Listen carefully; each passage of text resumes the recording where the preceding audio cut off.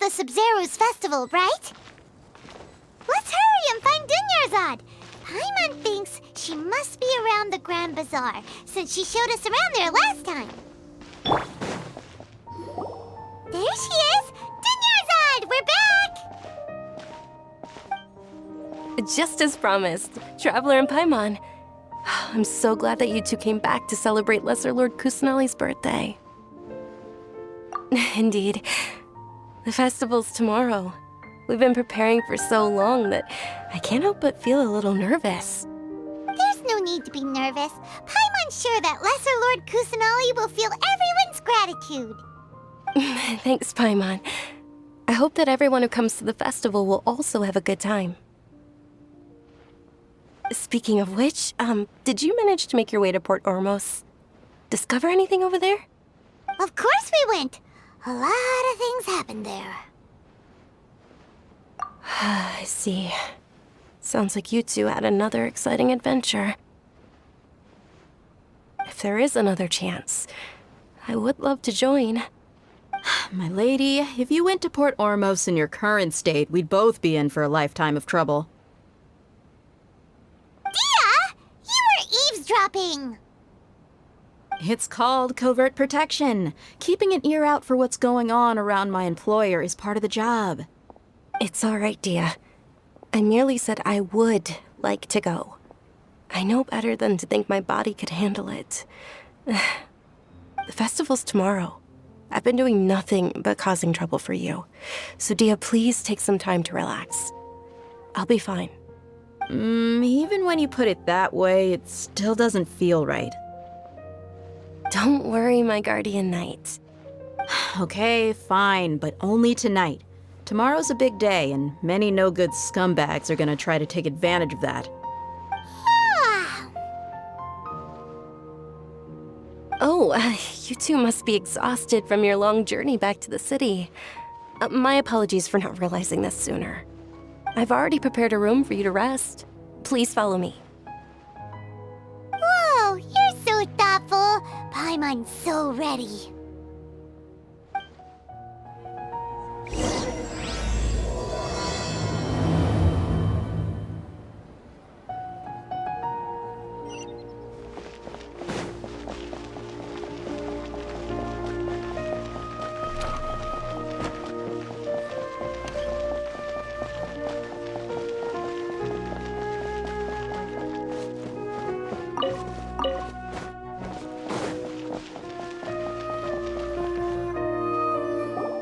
Here we are.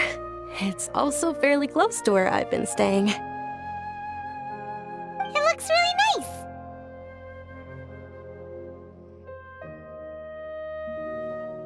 nice. Not at all. Just tell me more about your adventures when you next get the chance. That's Paimon's specialty. Paimon can tell you stories next time.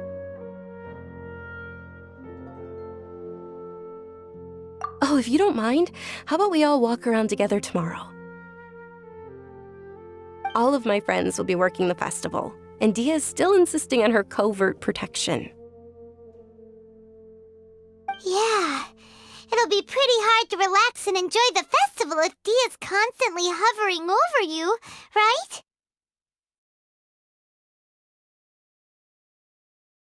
Then let's meet at the nearby bazaar first thing tomorrow morning. Have a great night. It's a deal. Good night, Dunyarzad. I may be too excited to fall asleep tonight. See you tomorrow. Paimon's starting to really look forward to the Sабzeruz festival, too. Will there be lots of yummy food? Oh, no. Thinking about food is just gonna keep Paimon up all night. The earlier we sleep, the better. Let's go inside, traveler.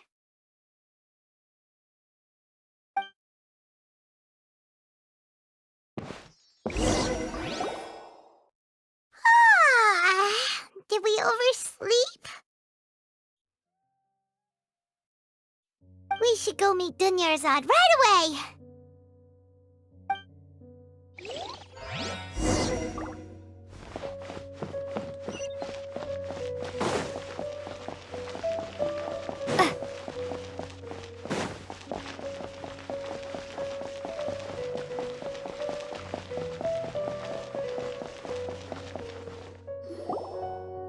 Traveler, Paimon, I've been waiting for you two. Good morning, Dunyarzad. We must have overslept a little bit.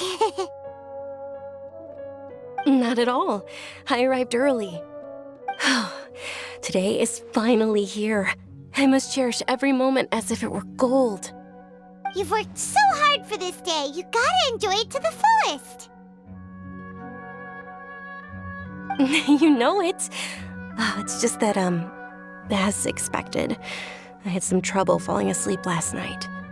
I'm hoping my body won't be too much of an issue today. Well, shall we? Let's start with the stalls over there. Many vendors came out of the blue to support the event, and they insisted on covering costs themselves. Let's go give them some business. They paid for everything out of pocket? Oh, sounds like they're not in this just for the mora. They all said that contributing to a lively festival atmosphere is more important than money.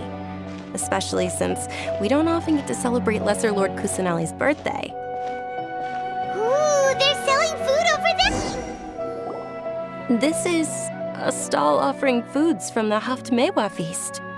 Oh, you could tell straight away. I thought most people nowadays wouldn't know. Mushrooms, flowers, and all kind of fruit? It's all vegetarian stuff. Oh, Paimon's a little disappointed. So, what's the Haftmewa feast you mentioned just now? It's another Sабzeruz festival tradition. People used to set their tables with 7 different foods. Generally speaking, the most common selections were foods like Rukashva mushrooms, Nilopala lotuses, Sumera roses, Sunsetias, Kapulatas, Hara fruits, and Zaytun peaches. So, the Sabzeruz festival is a vegetarian holiday? You don't have to be a vegetarian to enjoy the spread. We just use the 7 foods to symbolize the 7 virtues of the Dendro Archon. Wait, but if that's the case, if Sumeru uses vegetarian food to represent the Dendro Archon, then wouldn't the Pyro Archon's festival be full of food like roasted fowl, juicy meatballs, grilled steak? Oh, Traveler, we have to go to Natlan as soon as possible! I hope your wish comes true one day, Paimon. Thanks! Alright, how about we also check out some of these other stalls?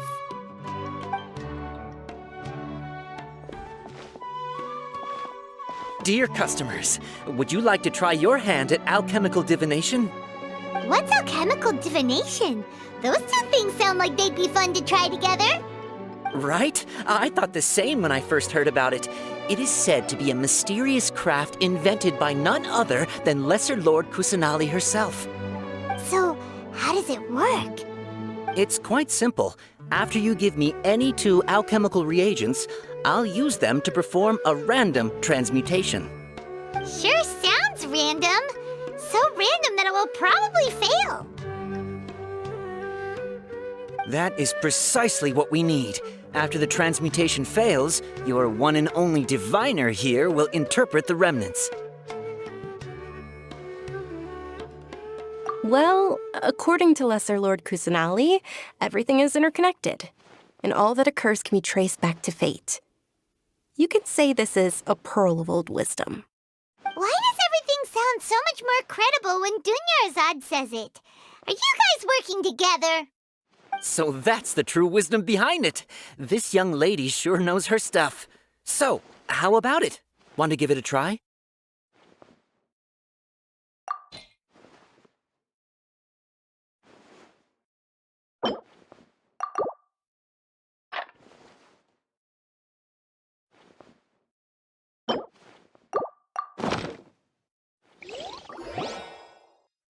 Okay, one moment.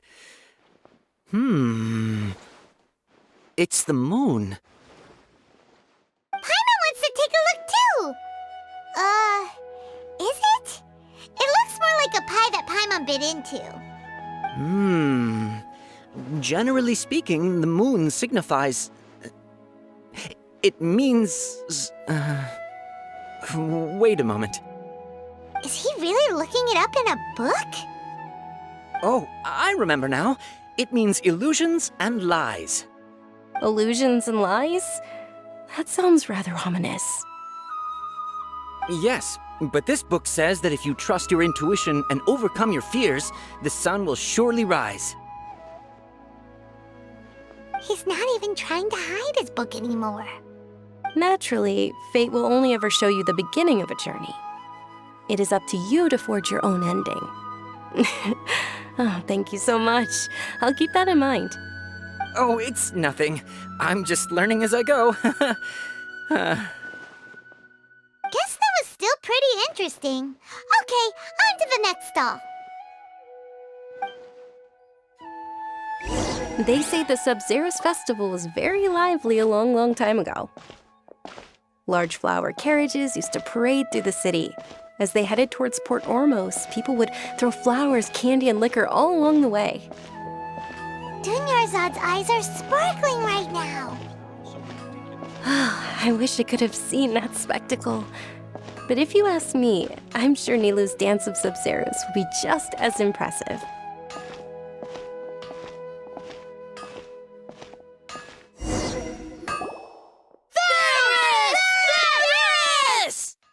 Attention! Soldiers, fall into formation if you want any Yalda candies.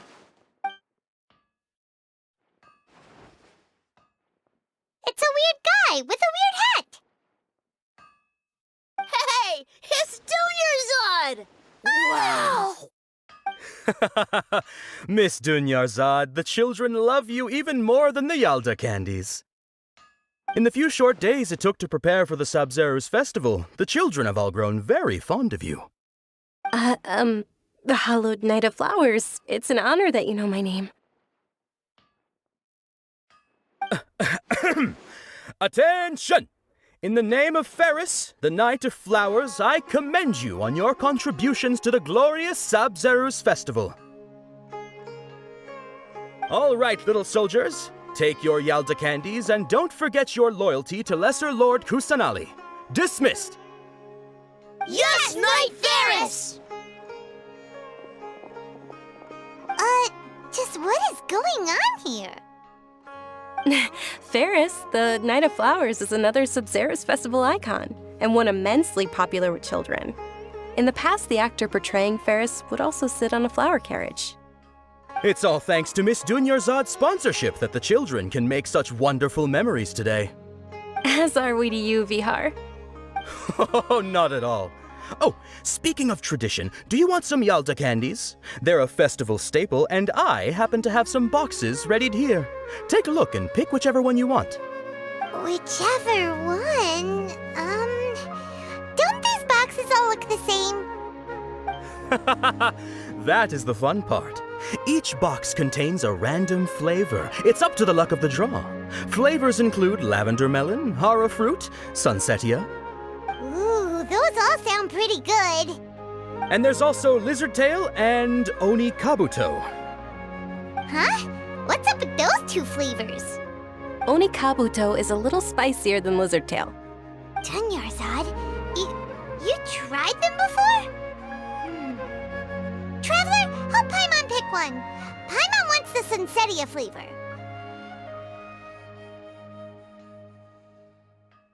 It's all right. Paimon believes in you. I also believe in your intuition. Great! These boxes of candy are numbered 1 to 5 from left to right. Which one do you want?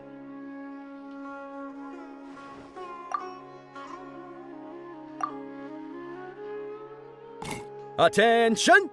That's unfortunately lavender melon. Oh, Paimon thought you survived so many epic battles because you had incredible luck. But looks like Paimon was wrong. The sunsetia flavored candy was in box number 4. How about this?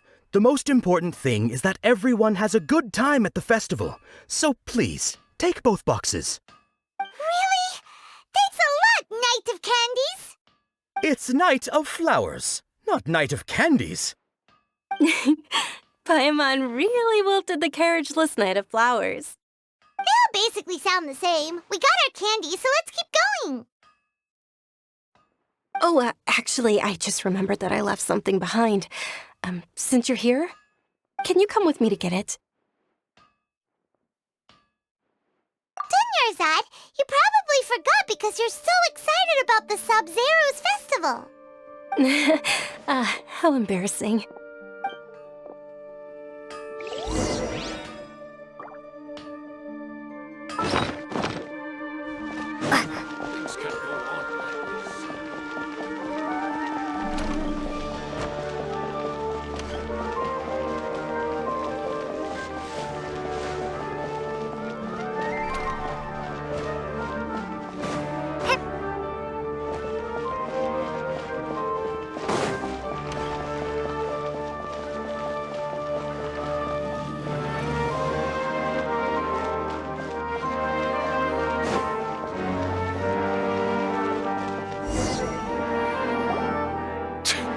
We're too late. Who knew the little lady was such an early riser? I know, right? Hey, wait a minute. Boss, isn't that her? Oh, that most certainly is. We're in luck. She's walking right into our clutches. Those Eremites don't look like they're up to any good. Who are you? I don't believe the Homayanis hired you. That's right. We haven't received any of their mora, but I wonder how much the Homayanis would shell out to get you back. They're a gang of kidnappers!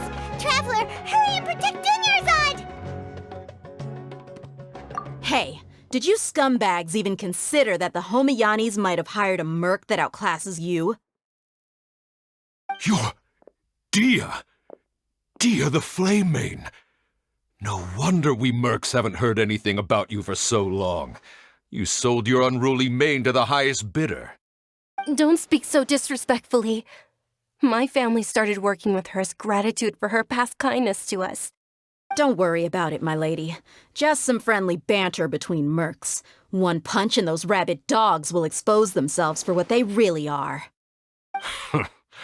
Aren't your claws all dull by now? Don't get too cocky!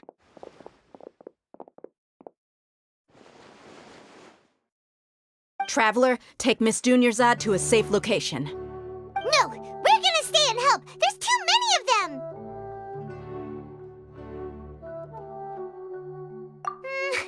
You're right. All right, fine. Please be careful, Dia. Don't waste your time worrying about me. This is my job. Look out for yourself. After I've wiped the floor with them, I'll go find you all.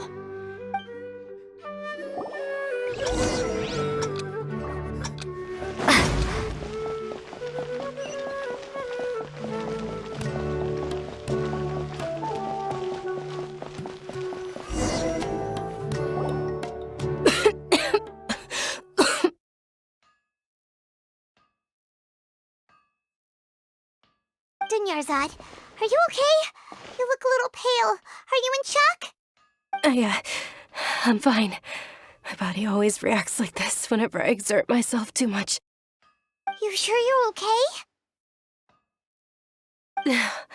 I'll be fine after some rest. I'm more worried about Dia.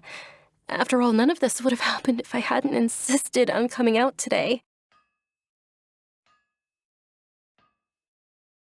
Yeah, don't worry.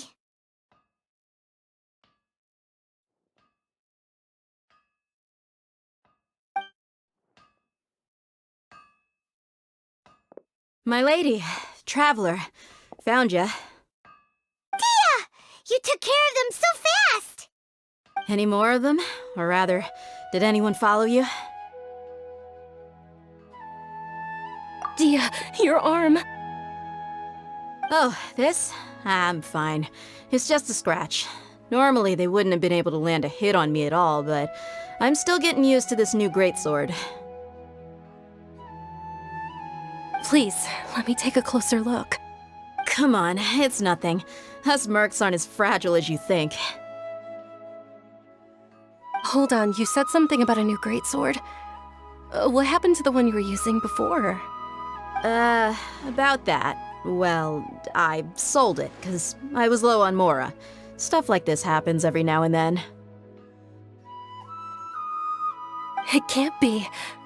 The anonymous donation that was used for the venue's final round of preparations?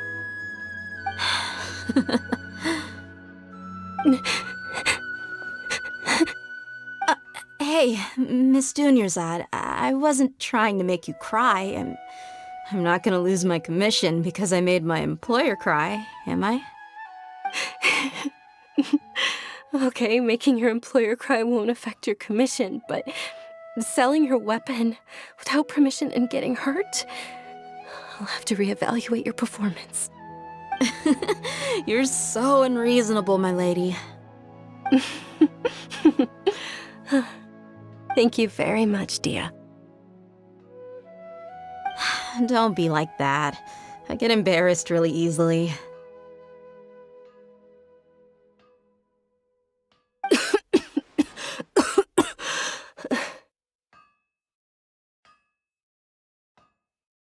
Are you feeling unwell again, Dunyarzad? My lady, your condition. Traveler, can you take her somewhere to rest?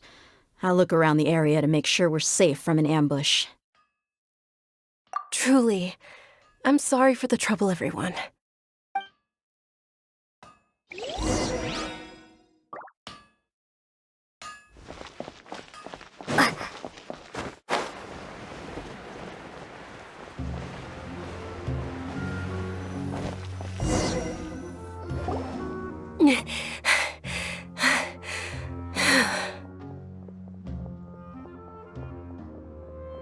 Are you feeling better, Dunyarzad? Yes, much better. Just give me a few moments and I'll be good to go. I didn't realize you were concerned about it. I guess I shouldn't continue to keep it a secret. I was actually born with Elazar. It's terminal now. Can't believe it's Elazar! Oh, you've already heard of Elazar. In that case, you probably know about its severity. Sumeru's current medical advancements still haven't been able to find a cure. The disease's progression can only be delayed through environmental therapy. Dunyarzad. There's no need to be sad. I've always lived with Elazar and I came to terms with it a long time ago. Compared to the simple fact that I'm afflicted with this, its effects on my life have been much more painful. I know that my family loves me dearly. They've done all they can to provide the best environment for me so that I can live for that much longer. However, I know I will one day succumb to this. Did you know? Before I ran away from home this time, the world outside of my home didn't even know that I existed. Since I was a child, all I could do was sit on my bed and stare at everything outside of my window. I'm sure my family's worried and disappointed in me for running away, but I just didn't want to have any regrets. I wanted to meet other people. To me, there's nothing more beautiful than being able to meet and speak with others. Not to mention the incredible time spent preparing for the festival, the joy on everyone's faces here, and all the support I've received from friends like Dia. This way, when my final day does arrive, it will be less sorrowful. At the very least, many people will remember that I once existed in this world, right?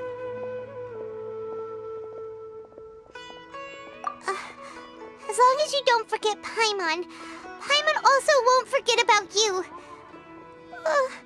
No, even if you forget Paimon, Paimon will still remember you.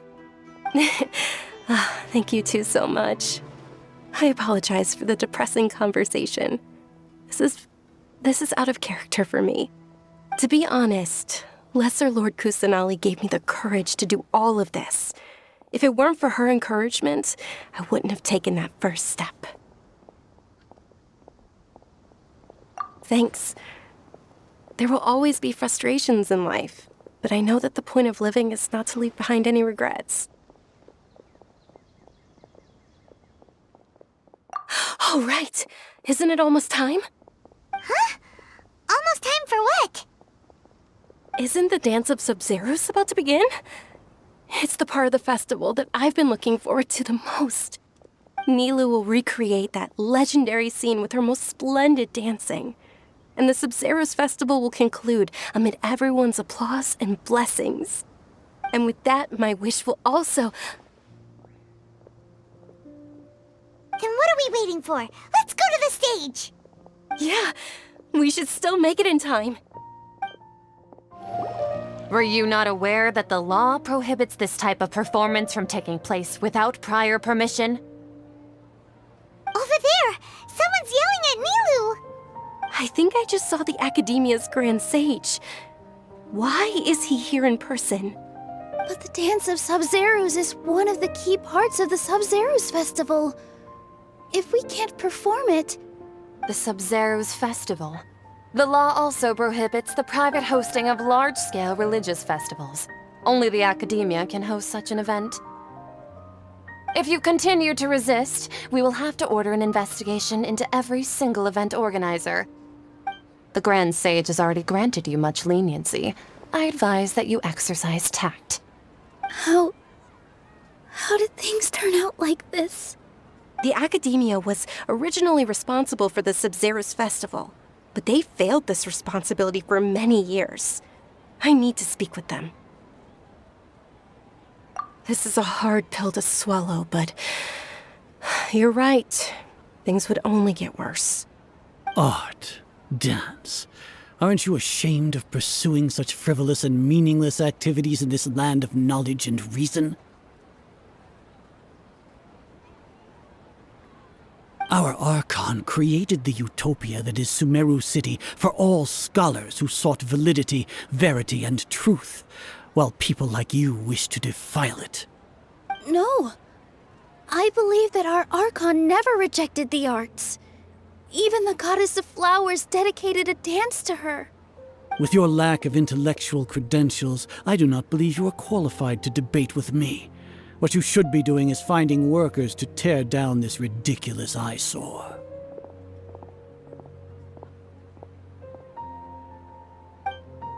When we return, have the scribe draft an ordinance before the next Nyargarbaha Day that prohibits public art performances.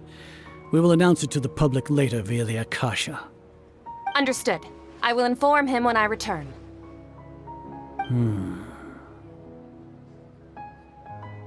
The Sabzeruz Festival. Go celebrate the birth of that god to your heart's content. Nilou, are you okay? Oh, Dunyarzad. You all saw that just now? The Grand Sage ordered us to stop the performance. Yeah. Let's go somewhere the Academia can't find us and perform there. But how do we let everyone know? And what about the atmosphere on the stage? Or we could get people to block them off so they can't interrupt the performance. No. They just threatened to investigate the organizers. If we were caught... Nilou, it's all right. Don't worry about it. But you've been looking forward to the Dance of Sabzeruz so much, and I know how important this festival is to you. I don't want you to have any regrets. It's okay.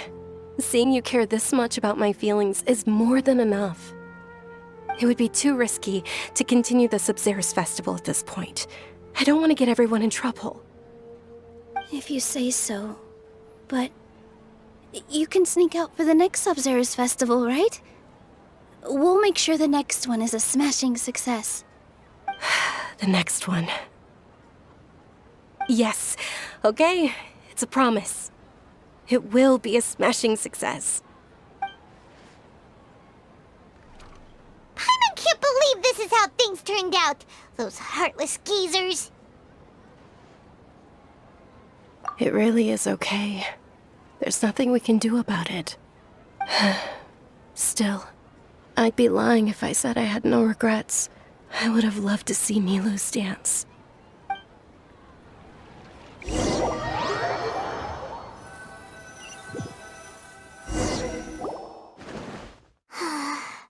A lot happened today.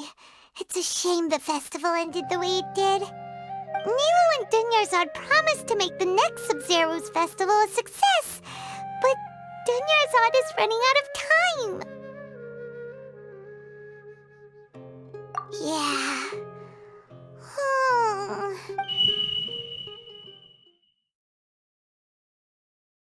All connections have been secured to construct the most stable framework possible. The project has entered its most critical phase. Power has begun to flow from...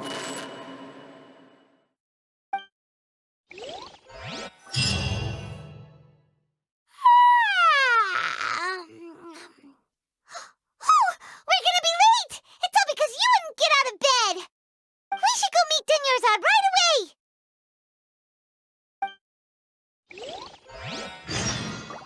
Scatter!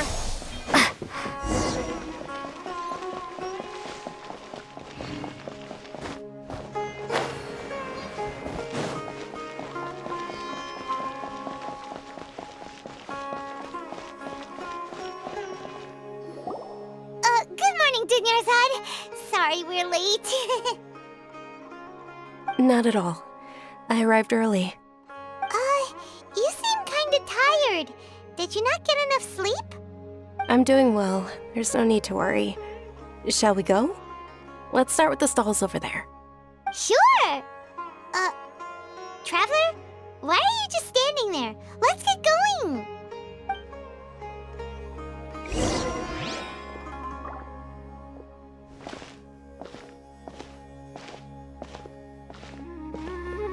Ooh, they're selling food over that way! Let's go take a look!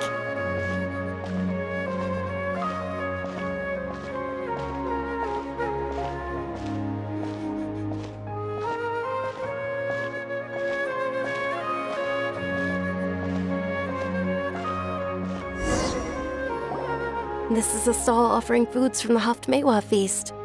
You are quite well informed, miss. I thought most people nowadays wouldn't know. They're all plants! Oh, Paimon's a little disappointed. Actually, what is the Haftmewa feast you mentioned just now? It's one of the Sабzeruz festival's traditions. People used to set their tables with 7 different foods to symbolize the 7 virtues of the Dendroarchon. The remnants appear to be in the form of the moon. Really? Paimon thought it looked like some kind of food. The moon signifies... It's escaping me for now. Wait a moment.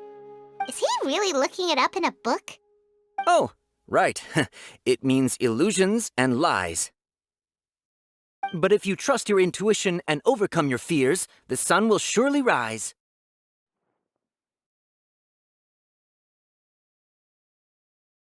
Understood. I'll keep that in mind. Oh, it's nothing. I'm just learning as I go. Guess that was still pretty interesting. Okay, on to the next stall. So, where to next?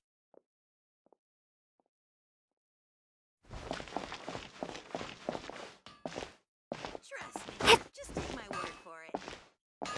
This new shipment of items is also ridiculously overdesigned. Let's sell these now.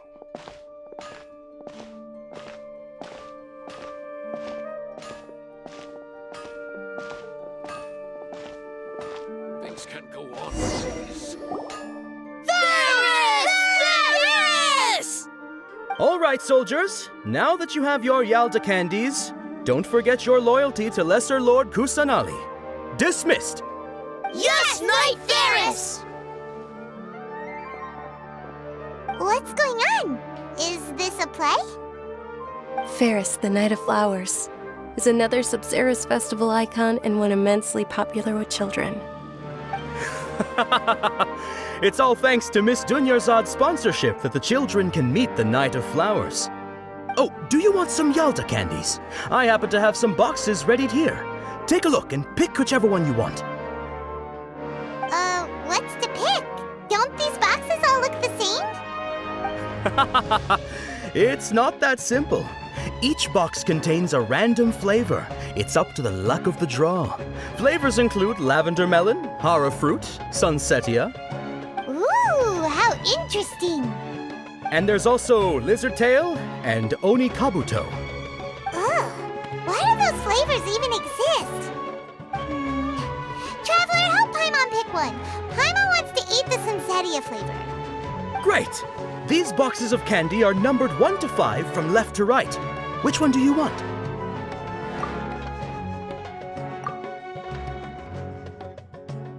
Ah, excellently chosen. Number 4 is indeed sunsetia. Paimon bet you had incredible luck, and Paimon was right. Huh? Are you saying that you instinctively chose the right box?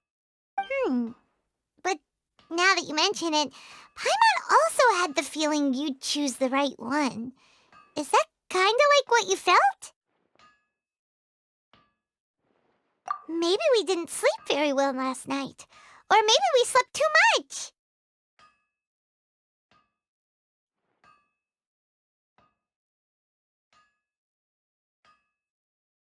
Oh, sure. Huh? Where are you going? You're just gonna walk off like that? A feeling of déjà vu? Oh, Paimon knows what that is. It's when you feel like you've already experienced whatever is going on. In that case, Paimon also felt something like that today. But that's just our brains playing tricks on us, isn't it? So why'd you run here in such a hurry? So that's it! You're intentionally doing things you usually wouldn't and seeing if you still get that same feeling of déjà vu. Welcome, you two. Are you here for lunch? What would you like to eat? Got it. You don't look like you're from these parts, but I gotta say, you've got good taste. I'll give this order to the kitchen. Charcoal-baked Angelina cake? Isn't it that burned thing that didn't look tasty at all? Oh, Paimon understands what you're trying to do now. You'd never normally order something like this.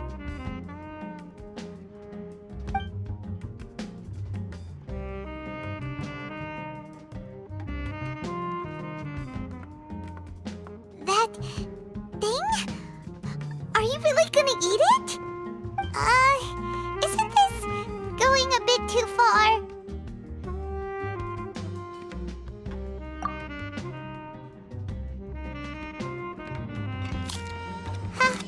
How was it?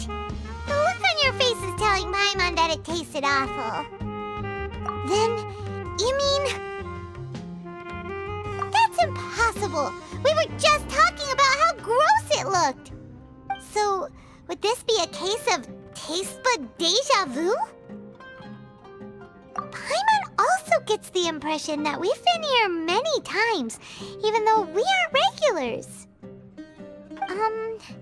How about we go out again and try something else?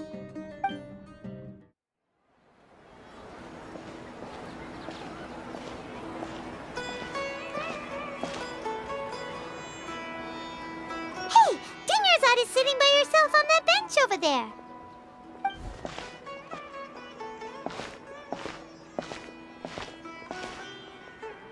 What a coincidence, Dinyarzad. We meet again.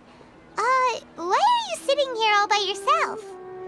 Oh, I ran into some kidnappers just now, but thankfully Dia came to my rescue. I started to feel unwell after that, so I sat down here. Kidnappers? Oh my goodness, are you hurt?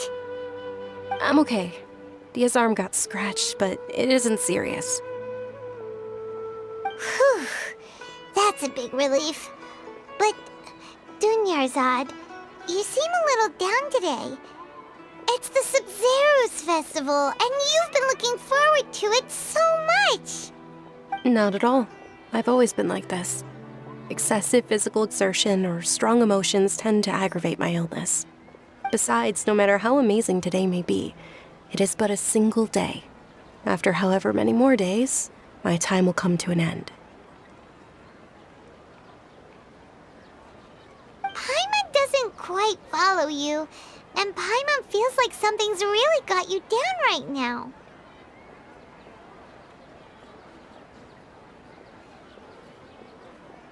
It really is fine. I don't mind. Huh? Did something happen? Dunyarzad, have you ever felt deja vu? You know, like when you've already experienced something that's happening right now? Deja vu? No. But my days have been the same for years now. Even if I were feeling deja vu, I suppose I would already be used to it. Oh, Paimon sees. Then, is it only the two of us? It's almost time. Huh? Time for what? Nilou's Dance of Sабzeruz is about to begin. Let's go.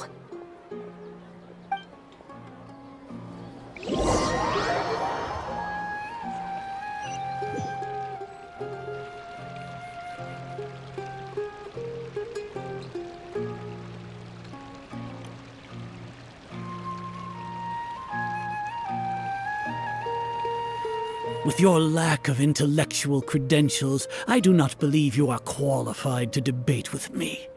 What you should be doing is finding workers to tear down this ridiculous eyesore. When we return, have the scribe draft an ordinance before the next Nyagarbaha Day that prohibits public art performances. We will publicly announce it later through the Akasha. Understood.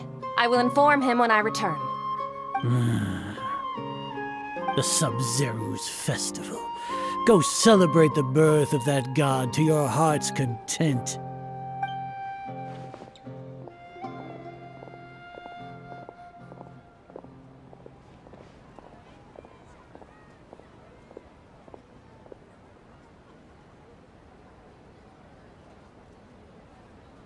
Nilou, are you okay?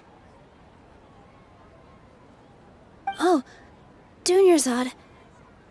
The Grand Sage ordered us to stop the performance. It's okay. There's nothing we can do about it. But you've been really looking forward to this. I don't want you to have any regrets. It truly is unfortunate, but I don't want to cause trouble for anyone. Didn't the Grand Sage say that he might investigate the organizers? True, but... well, okay.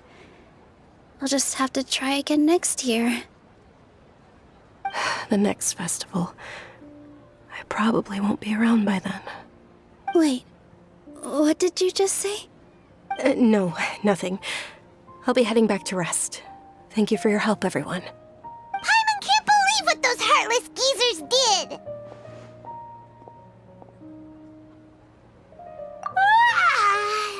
Did Dunyarzad already go back? We should also return and get some sleep.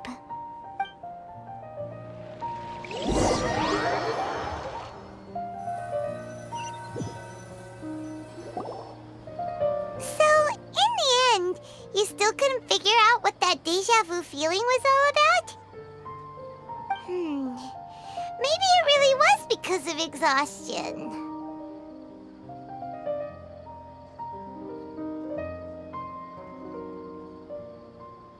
Same here. That's why Paimon stopped thinking about it halfway through the day.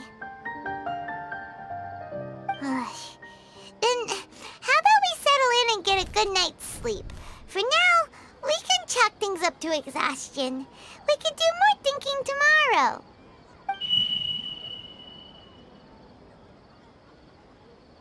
Observing a modest drop in the output of jnana energy, but values still remain within normal parameters.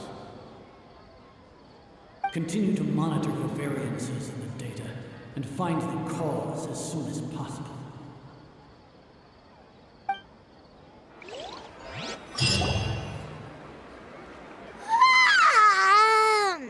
Why does Paimon feel so tired after so much sleep?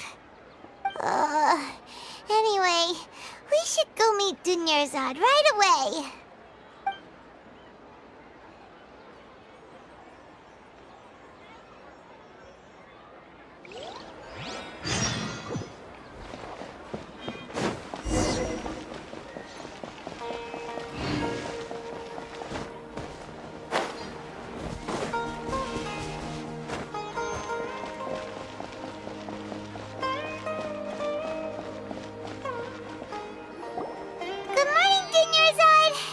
sorry to keep you waiting.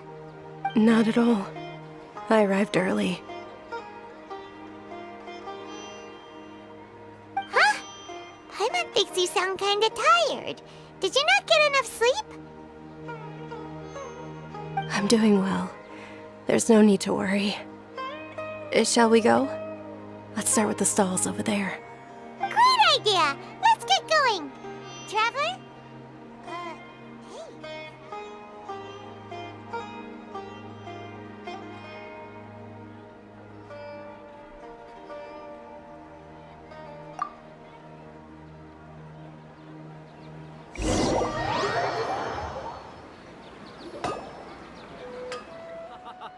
It's all thanks to Miss Dunyarzad's sponsorship that the children can enjoy the Sabzeruz festival.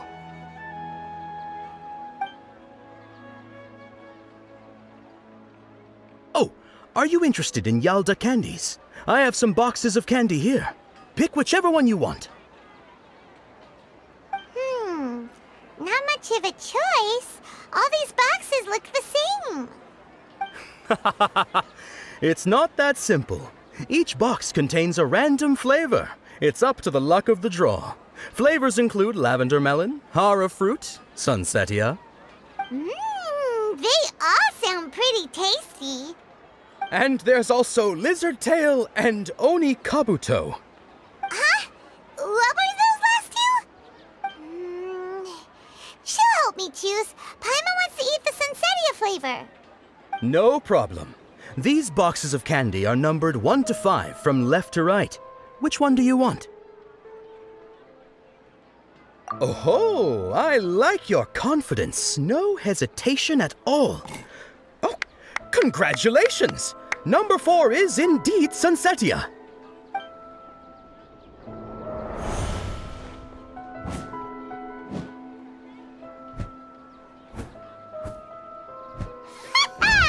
Paimon knew she always had incredible luck.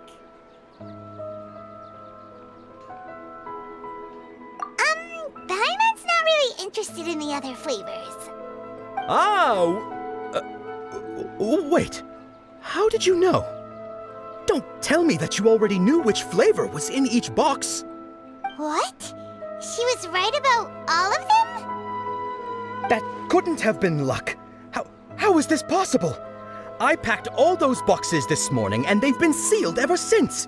You couldn't have known beforehand. Mind reading? X-ray vision?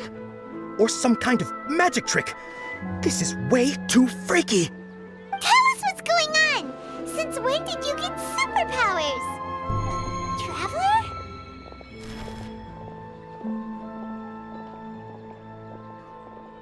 Hey, where are you going?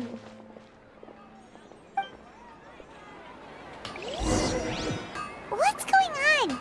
Did you see something? Us leaving Dunyarzad without letting her know is kinda rude, you know.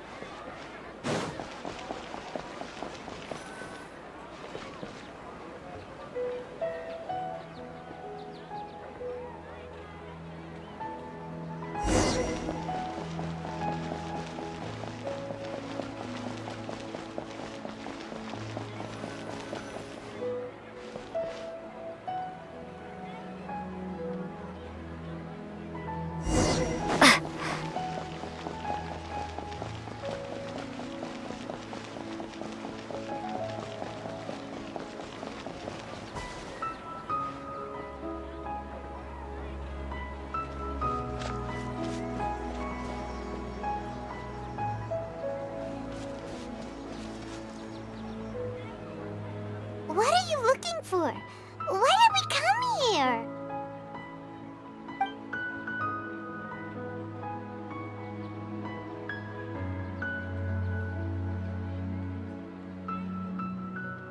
Traveler?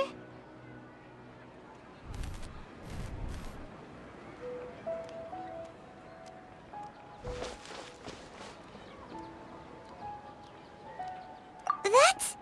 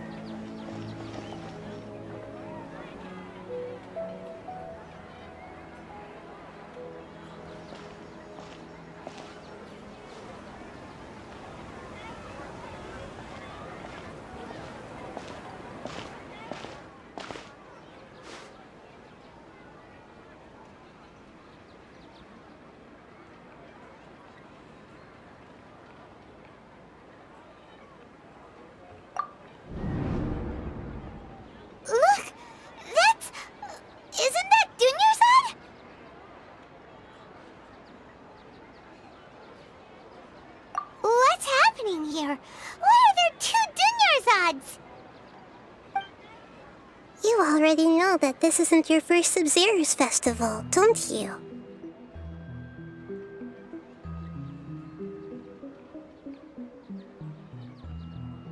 I'm sure you already know how to use this. A knowledge capsule? Where did you get it? What's inside? You should use it too, Paimon. You know Paimon? Well, this seems kinda sketchy, but Paimon feels like this is what we should do.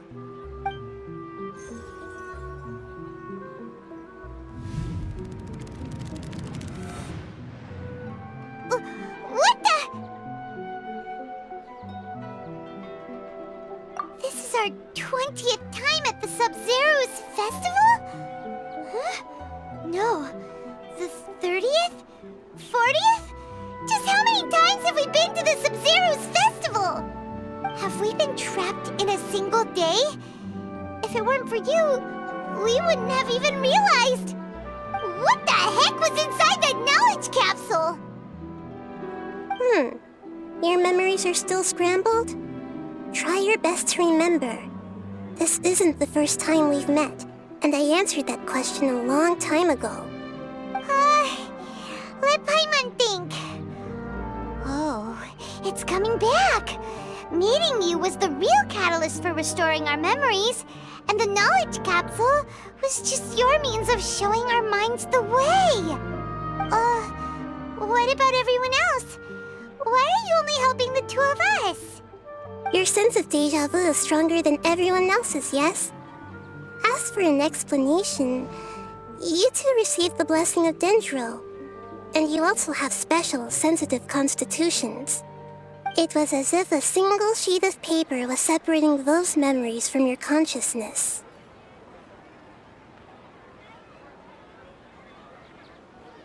A familiar question. I think this is the 7th time you asked that. As you can see, she isn't doing well. You probably sensed it too. The Dunyarzad you were just with is different from the first Dunyarzad you met. That first Dunyarzad is in front of you right now, and she doesn't have a lot of time left. Looks like you're almost done sorting out your brain. Oh yeah, I'm Nahida. Good, you passed the test. What's happening? You can awaken our memories, and you seem like you know what's going on. Oh, wait, please don't tell Paimon even you don't know. Everything in this world runs in a loop. This cycle is called a samsara. You, me, and everyone else are all stuck inside a one-day samsara. As for the truth, that's on you to find out. If you were told the truth instead of discovering it yourselves, it would literally blow your minds. I don't know how you'd be after that.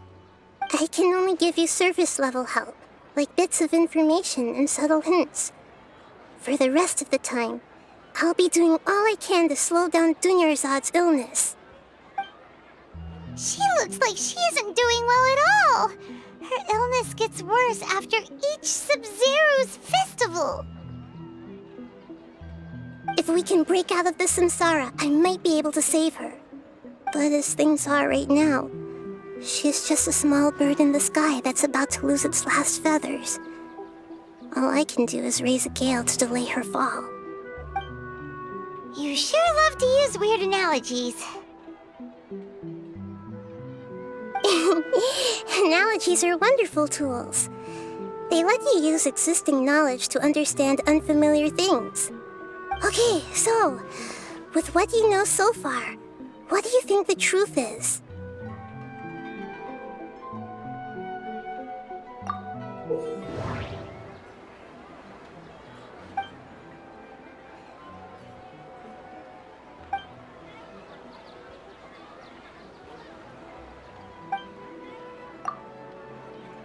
My mind feels exhausted even though I haven't done too much thinking. What is going on? What's happening right now seems to have happened before. This feeling has been getting stronger and stronger. The moon, illusions, and lies. What do they all mean? The Grand Sage said, "Go celebrate the birth of that god to your heart's content." Did he mean something more? We've already experienced the Sabzeruz festival many times, and the day of the festival seems to be in a perpetual samsara.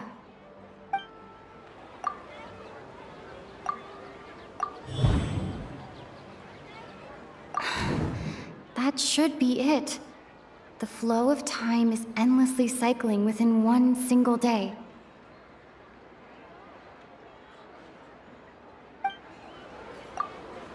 A time loop. You've given similarly wrong answers in the past. A pity. Still the wrong answer? Paimon thought that made a lot of sense. It feels like time's just repeating itself.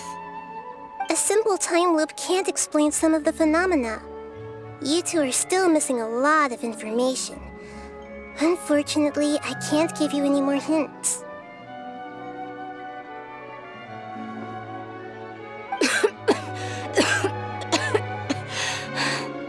Dunyarzad. The Sabzeruz festival is happening every day, but that doesn't mean we can waste an infinite amount of them. Hurry and find the truth before today's festival ends.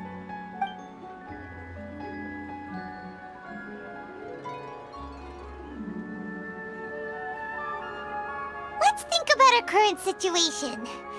To save Dunyarzad, we have to escape the samsara of the Sabzeruz festival.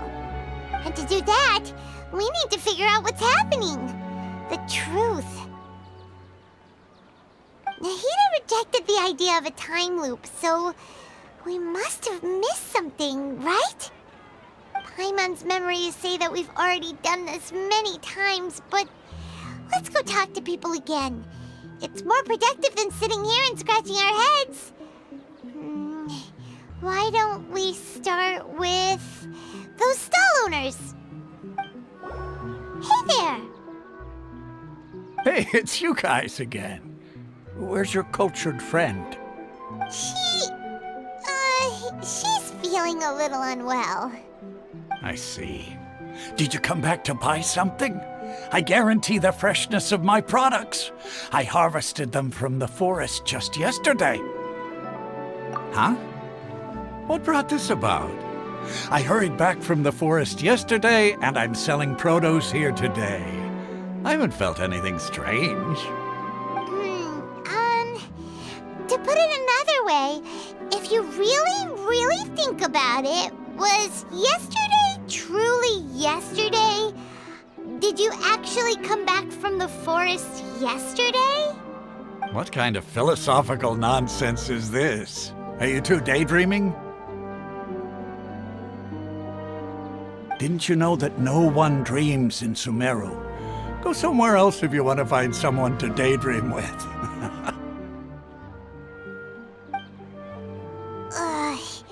He actually has a point. Is this a dream? Is everyone dreaming? True. It's so weird that people here don't dream. Why is that? Anyway, if this all really were just a dream, we would have woken up a long time ago. Let's keep asking around. Oh, it's you two. Was my divination so accurate that you felt compelled to compliment me in person? Ooh, I knew it! I told you, the god's divination is highly accurate. You just hadn't fully understood its significance yet. You're really excited about this, huh? That's exactly why we came back. Help us better understand it. Help you better understand it? Well, that isn't exactly what I excel at. So, you're admitting that you don't have a clue? Anyway, what kind of situation did you get into? Huh? Hold on a second. I thought you guys just lost your wallet or fell for a scam. What you just said, are you serious? Does that kind of thing actually happen in real life? Paimon knew you weren't going to believe it. Marvelous. Truly marvelous. I believe you. Recall the interpretation of your divination. The moon, illusions, and lies. It really felt like an omen. When you say it like that, the divination does sound like it's related to what's going on. Can you read any more into it? I believe that the Archon's revelations are never more than vague hints. Anything more specific is beyond the reach of mere mortals. The book only says, if you trust your instincts and overcome your fears, the sun will surely rise. So that's how it is. Looks like fortune-telling is just fortune-telling. It's no good for practical problems. We haven't made any progress. Who else can we talk to? Paimon remembers that we tried talking to her a couple of times, but she always thinks we're playing pranks on her. You think she'll brush us off again? Yeah, if we tap into Dia's strong sense of responsibility as a mercenary, then she'll definitely take us seriously. At this time of day, Dia's probably just finished beating up those kidnappers. Let's go find her. I'm fine, my lady. It's just a scratch. Perfect timing. Both of you are here. Paimon, traveler, you came at just the right time. Listen, there was a dangerous Huh? You saw? Then why didn't you jump in earlier? If someone was protecting Miss Dunyarzad, I could have went all out. Anyway, can you do something for me? You want the traveler to take Dunyarzad somewhere to rest up while you check to see if there's still any kidnappers around. Did Paimon get that right? How did you know what I was going to say? We need to say something convincing. My mind feels People in Sumeru don't dream. What a strange phenomenon. The moon... Dia sold her greatsword to raise additional funds. And then she was injured because she wasn't used to her new weapon. Tell her, traveler!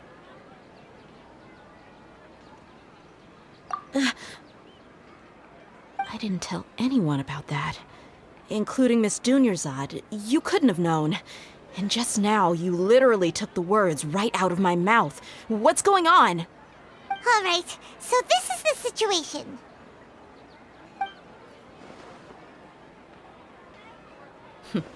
It's kinda hard to believe what you just told me. First, let me make something clear.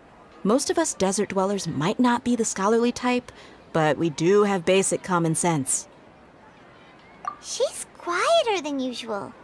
Uninterested in anything and really gloomy. Yeah, she isn't the same as before, but her parents said that this is how she was like at first. Huh? At first? I don't quite understand what you're all talking about. I'll go rest on the bench over there. My lady, are you angry? All right, I'll give you the benefit of the doubt since you knew about my greatsword. Let's make this a quick trip. Miss Dunyarzad isn't completely safe here.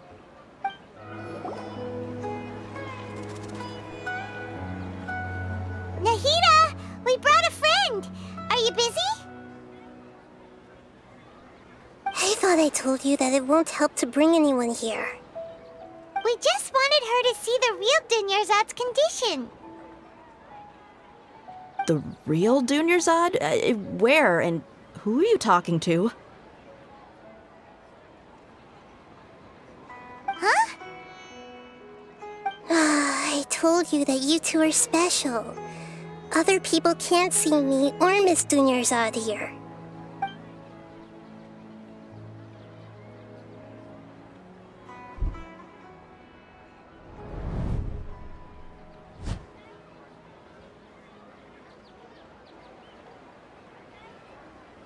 Hold on.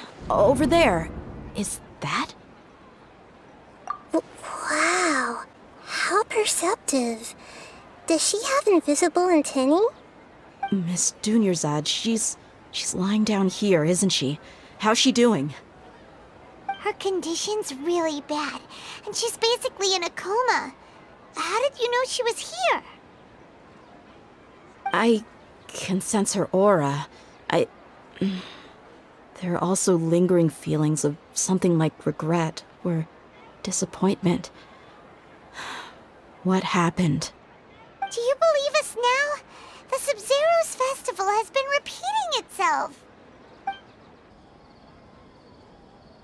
So, you think the sages are behind this? Yeah, they've always been against us.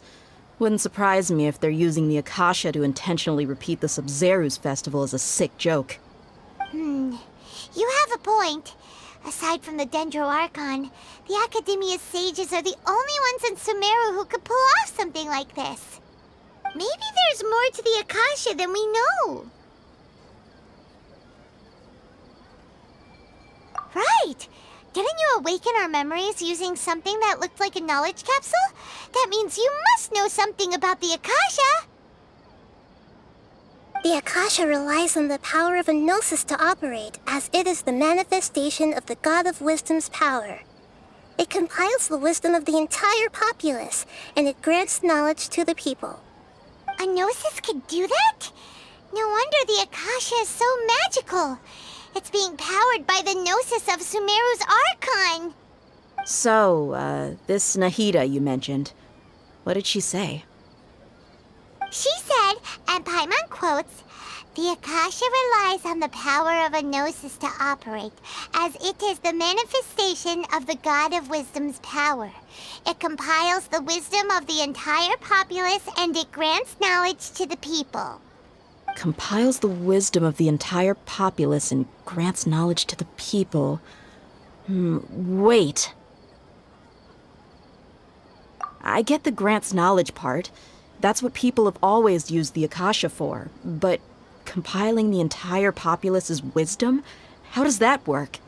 Did she mean that the sages enter new knowledge into the Akasha? Oh, yeah. That sounds about right. What do you think?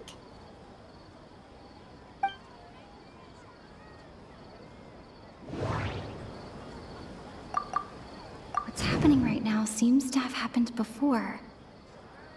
This feeling has been getting stronger and stronger.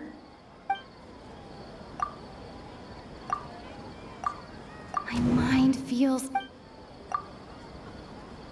Okay, Nahida said, "The Akasha relies on the power of a gnosis to operate, as it is the manifestation of the God of Wisdom's power. It compiles...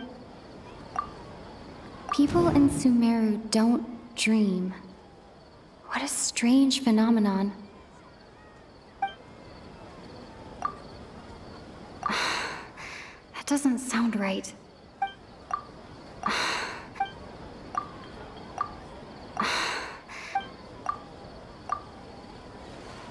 You mean the Akasha is causing our mental fatigue? Huh. Now that I think about it, my head's been feeling unusually heavy.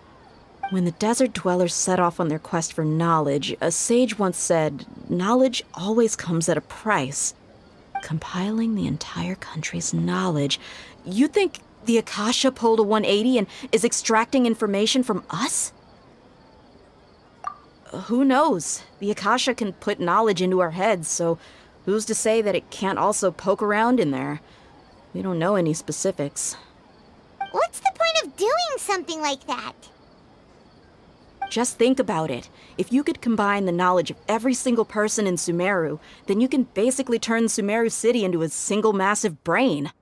This hive mind could make breakthroughs in problems that even the smartest geniuses can't crack. An excellent deduction. And the analogy comparing Sumeru City to a massive brain? I love it. In that case, we should take off our Akasha terminals right away. Maybe that'll solve this problem. Yeah, I was only wearing this for show in the first place. Didn't expect the sages to cook up such a conspiracy. Mark my words. When this is over, I'm getting evidence and exposing this whole thing to the public. How does everyone feel? Huh? What is it? Oh, that! Paimon knows what you're talking about. It's a single soft beep that sounds like it's coming from the Akasha terminal. The sound of a beep. Could it be a prompt tone for when the Akasha is operating? That's probably an important clue.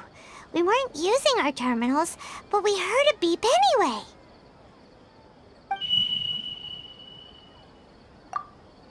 Traveler, did you hear that? I heard it too. Our ears aren't messing with us. There was definitely a beep, but it sounded like it was coming from inside my head. We took off our Akasha terminals.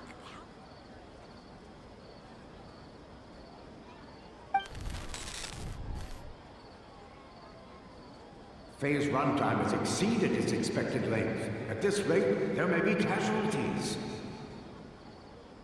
But we cannot lose all of our progress.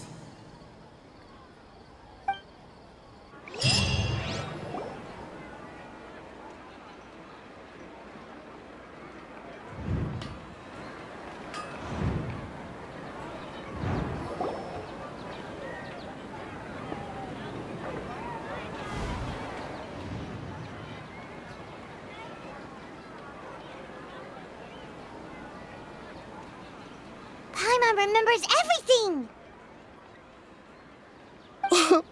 Good. You adapted quickly this time. We definitely took off our Akasha terminals last night, but we still heard that beep. Why is that? But now we can at least confirm one thing. The Akasha definitely has something to do with whatever's trapping us in this cycle. Oh, Paimon doesn't get it. Why would the Akasha go this far if all it wants is everybody's wisdom? It's extremely difficult for lab rats in an experiment to understand why they're being treated the way they are. If we're lab rats, then what are you? Nahida, you've never told us anything about yourself. I guess I'm the moon. The moon? Wasn't that the result of our divination? Anyway, knowing who I am won't help you get closer to the truth, so you should focus on other things. Don't get distracted and miss any clues. Okay then. Dia helped us a lot yesterday, so let's go find her. If Paimon's reading the time correctly, those kidnappers should be showing up soon.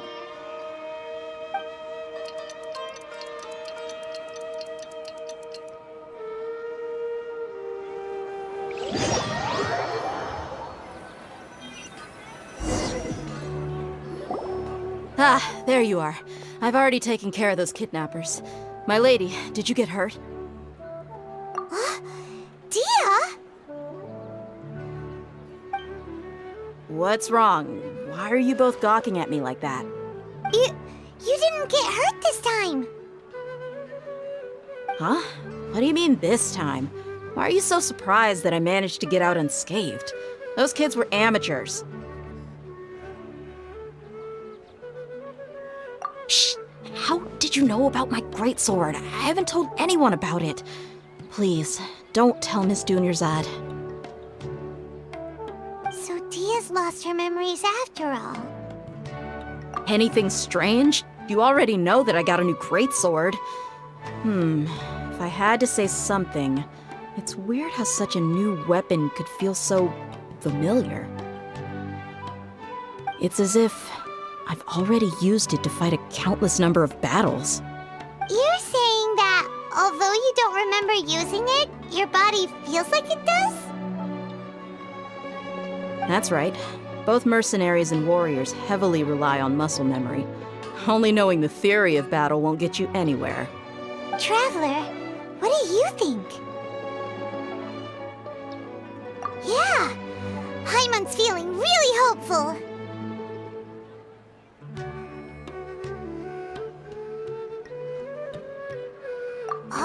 You're right! Earlier in the Samsara, something like this would have never happened!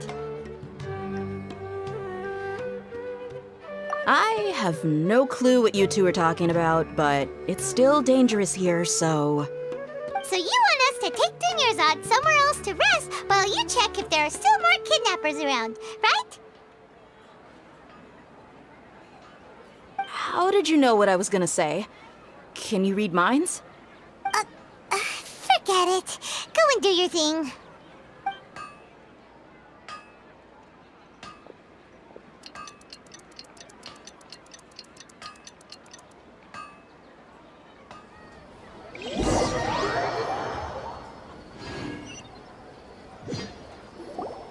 Whew. It's finally nighttime. Aside from Dia not getting injured, everything seems to have stayed the same. Listen, Nahida, we found out that Dia got out just fine today, even though she got injured every other time she fought the kidnappers. Do you think the Samsara has been broken? Have we saved Dunyarzad? Really? Good job on all that progress. Get some good sleep tonight. Hey, what kind of an answer is that? Tomorrow will come. Everyone assumes this is common knowledge, but the only way you can know that for sure is if you experience tomorrow. How many todays has it been? Is it possible that today will be followed by yesterday? Does tomorrow truly exist as anything beyond a made-up concept? It's even possible that this entire world is a lie, and the history of the whole world has just been one endless Sabzeruz festival. Okay, no more. Paimon's brain is already shut down. That's why it makes no sense to waste your energy thinking about things you will learn tomorrow. Get some good rest. You know, use the bathroom and flush your anxiety dookie away. Huh? Hold on, what did you just say? Did Paimon hear you correctly? Huh? People always say they feel a sense of relief after they take a duk-duk. That's why I suggested you could try that. Is that so strange?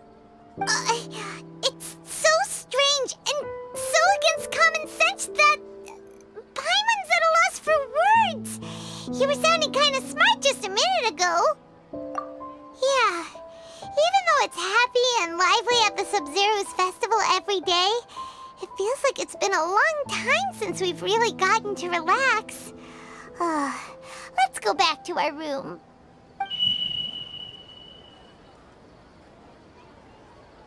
Continue the harvest. Compared to what we stand to achieve, these sacrifices are trivial.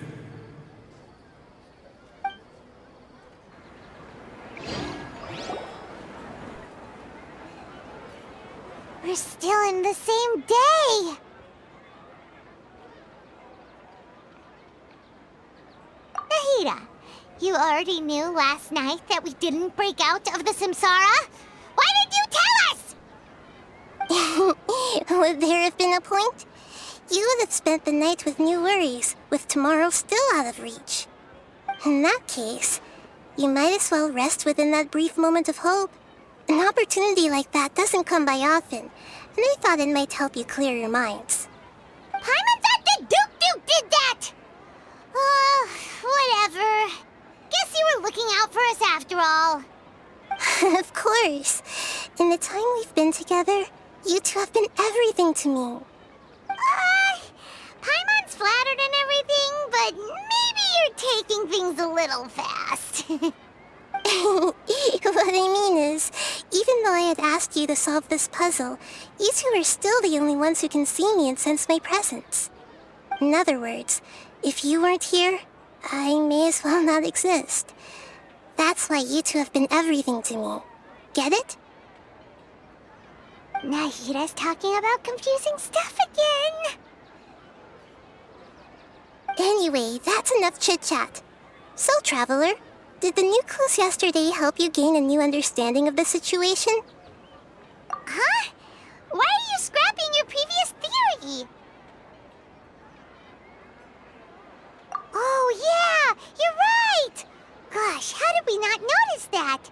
In a simple time loop, people's physical conditions should also reset. So, what's your new hypothesis? The moon... Mercenaries rely heavily on muscle memory. And Dia was able to use her experiences to avoid injury in later Samsara cycles. The beep is a prompt tone for Akasha operations. We still hear it every night, even though we removed our Akasha terminals. Okay, Nahida said, the Akasha We've already experienced the Sabzeruz festival many times, and...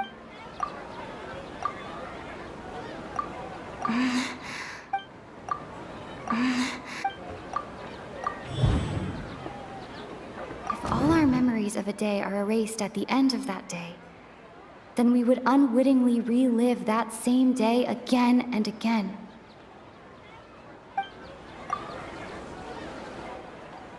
Oh!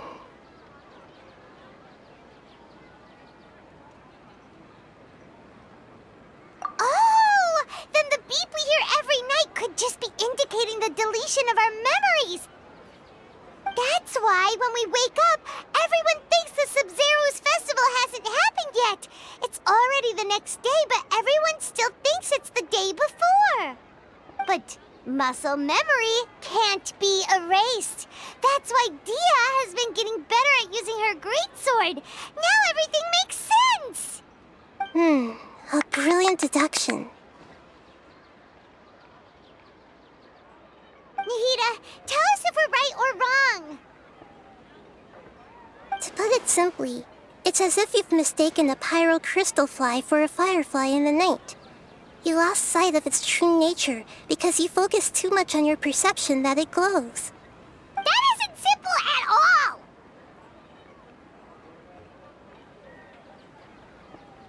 all! Why don't you go talk to Miss Dia again? You might learn something new. Right!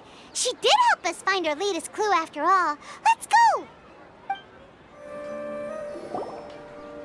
There you are. Really took me a while to find you. As expected, Dia also didn't get hurt today. Get hurt? Why would I? Don't underestimate me. Well, you're still getting used to your new greatsword. Truth be told, I also think it's pretty strange. It just suddenly felt so familiar in my hands and... Wait a second! How did you know I got a new greatsword to begin with? I didn't tell anyone about it. Traveler, could you explain the situation to her today? Paimon's gotten a little sick of doing it. Oh, that works!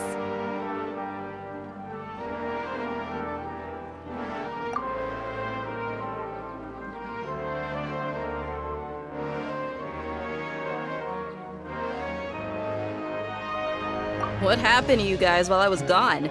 Did you get brainwashed by some cult?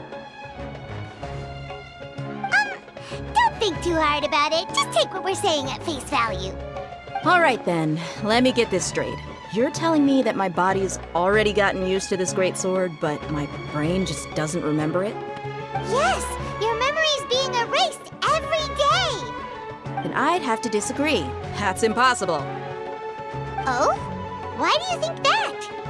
If we've actually been reliving the Sabzeruz festival day after day, then what happened to the things we used, the money we spent, the food we ate? Common sense says my wallet should have emptied itself a long time ago. There's no way I wouldn't have noticed that.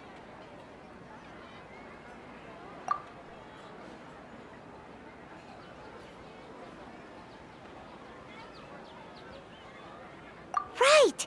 They could use the Akasha to record what everyone did that day, and then use the city's resources to replenish everything! It's not very likely, but it's also not impossible. No, it is impossible. I've got proof. You have proof? Where? You two are surprisingly serious about this nonsensical discussion. Fine, I'll play along for a little longer. Come with me, Miss Dunyarzad. Please come along as well. I still can't guarantee that this area is safe.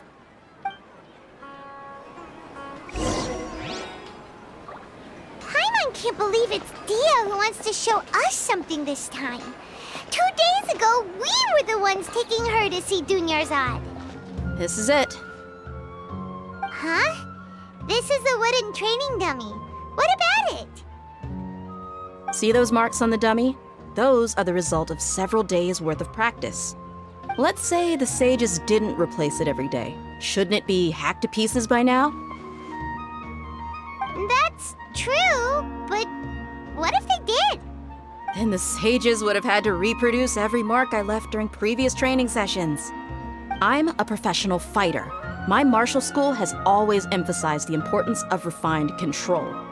The force, angle, and entry point of each strike is calculated and deliberate. That's why I remember every mark on the dummy, as well as my state of mind as I made each strike. It's just as they say, each swordsman has their own unique style, and even the same swordsman can't make the same cut twice. It would be impossible to copy these marks. Is it really impossible? What if they used some fancy machine to carve every single mark? People often say that a camera's photo can never replace an artist's painting because the former has no spirit to it. The same thing applies here. At a mere glance, I can differentiate carved marks from the results of combat training. Whew, I hope that cleared things up for you. Hey, is this that new brain exercise game that's been super popular with the scholars lately? It's surprisingly fun. Anyway, it's getting late. I should escort Miss Dunyarzad to Nilu's stage. See you later. Well, back to square one. Is our memory deletion theory also wrong? But at least we've reached some other conclusions in the meantime. Yep, that's true. So, can we think of any new ideas right now? Strange? Paimon feels like everything's been strange lately. Huh? Leaving the city? You're right! It's really strange how we never thought of such a simple solution! Many things should become clear if we can confirm the flow of time outside of the city. Paimon can't believe it! Did we miss this because we're tunnel visioning too hard on our other theories? Or because we're just too tired? How about we go back and ask Nahida? Maybe we've forgotten something about leaving the city. Nahida, we're back! You're back early today. Did you find something new? Sort of. We're mostly sure now that we're not in a time loop. And we also aren't in the real world. But at the same time, we have a new question. Leaving the city. As far as I remember, you've mentioned your plans to do that twice before. We did? But we don't remember anything. What happened after we talked about those plans? What did we say when we got back? Let me think. I don't think you ever actually told me what the outcome was. Oh, it's probably more accurate to say that both times you never came back the whole night. But you two sometimes stay out the entire night anyway, so at the time, I didn't think too much about it. It is true that sometimes we lose track of time during our investigations. Before we know it, it'll already be the next day. But still, neither of us remember anything about leaving town. Really? That's kinda strange. In theory, I should have already awakened all your memories. Yep, something here's definitely fishy. Let's get to the bottom of this tomorrow.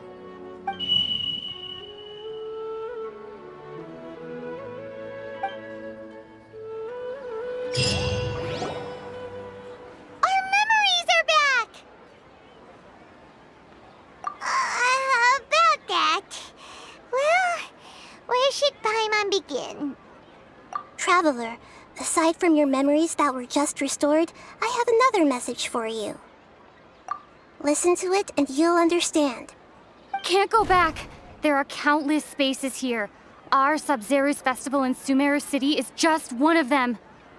Traveler, you should be missing 2 days' worth of memories. Paimon will fill you in.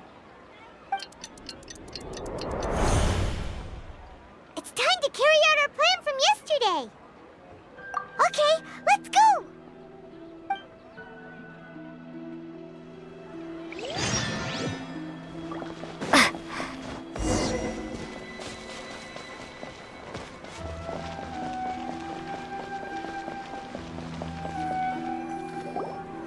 Why can't we leave the city?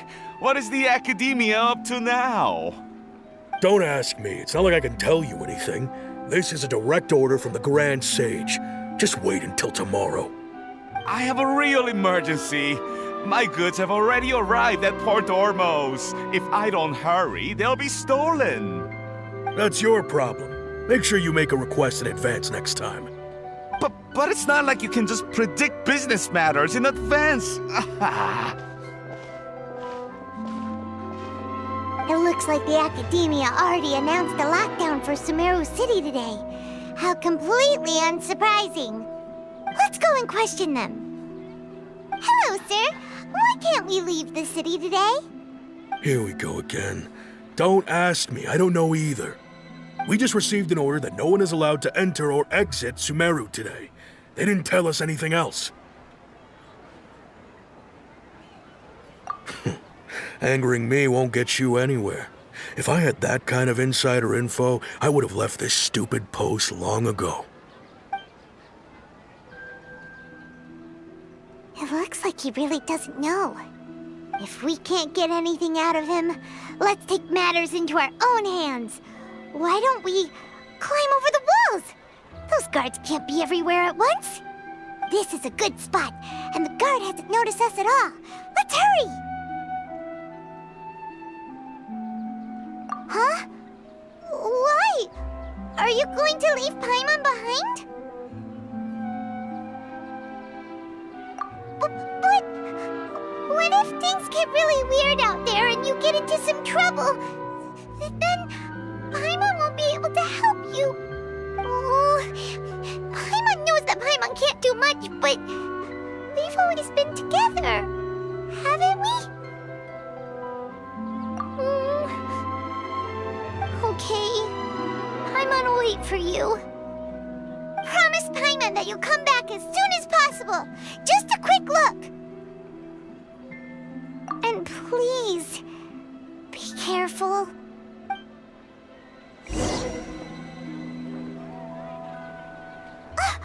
Memories!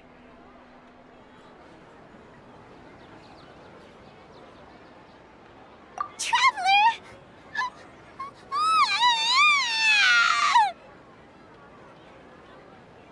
Paimon thought Paimon would never see you again.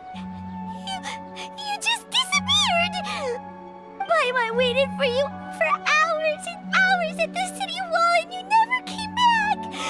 You promised Paimon that you were only taking a quick look. Paimon, calm down. She's here now. I don't think she understood what you were saying. Closer said that Paimon should stay. Paimon was so worried and so scared the entire day.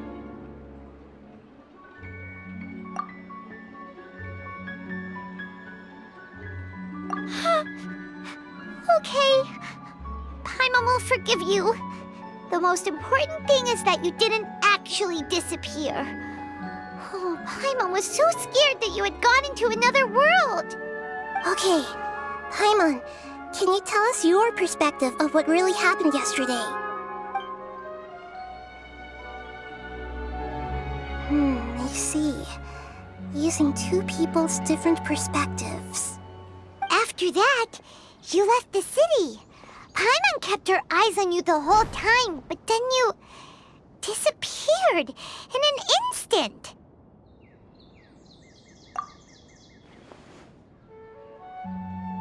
No way! Paimon was watching you with the fullest attention. What's your perspective, Traveler? You sure you don't have any memory of this? I guess that explains everything.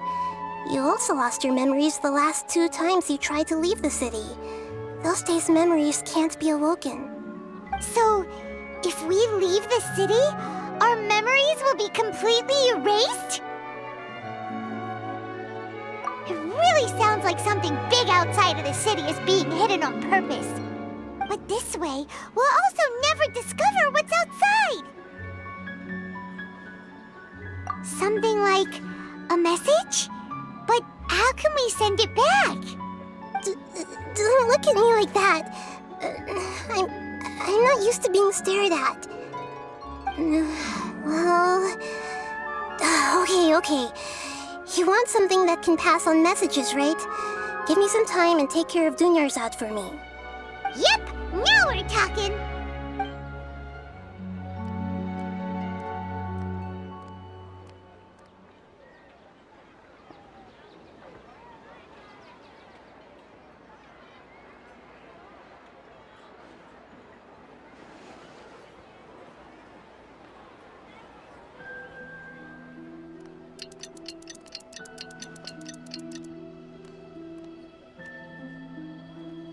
I'm done.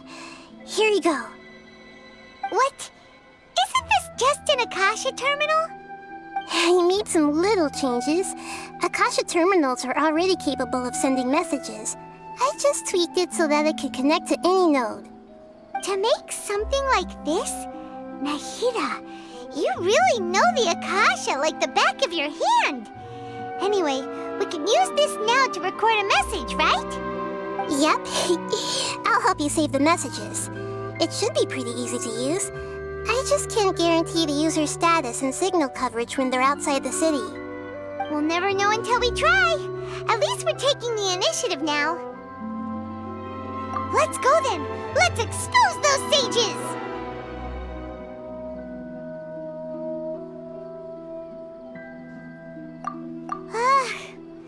All right. Paimon isn't as worried about being separated since it happened once yesterday. But Paimon still isn't happy about it. Okay, see you tomorrow, Traveler. That covers everything that's happened so far. Yes. Although the signal was choppy and had some interference, we still managed to receive 2 messages from you when you were outside. Okay, now that you understand what's going on, let's hear the messages together.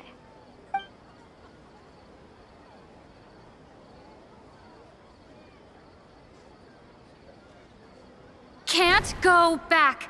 There are countless spaces here. Our Sабзеруз festival in Sumeru City is just one of them. I've entered another space. Before me are flowing sandstone and howling fish. Impossible and surreal sights. All these spaces are empty, except for the occasional ones that contain mute puppets rather than people. I can't sense any human presence.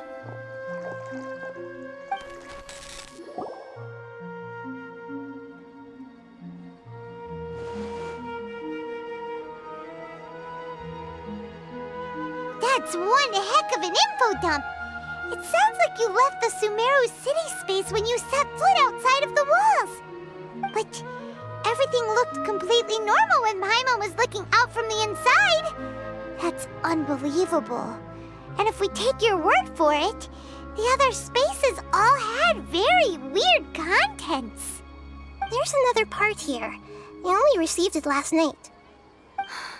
These spaces have been disappearing, one after the other, absorbed by something like a sun in the sky. And now, even the final space has also disappeared. Behind me, a lot of spaces just appeared again from thin air. I get it now.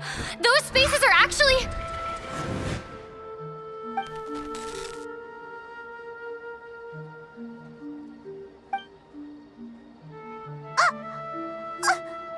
Why did the message end right there? What did the Traveler want to say? What are those spaces? Probably because yesterday just happened to end at that moment. Oh, right. Paimon did hear a beep from the Akasha. Did it come from here or from the message? The message. It should have come from the Traveler's Akasha terminal. After the beep, Traveler said even the final space has also disappeared. Traveler, what do you think that final space could have been? My impression is that each day in this samsara only ends at the sound of that beep from the Akasha. Was that space actually the real world? But wouldn't a real space just randomly disappearing like that be catastrophic? All the bizarre spaces I saw outside the city had one thing in common: a lack of human presence.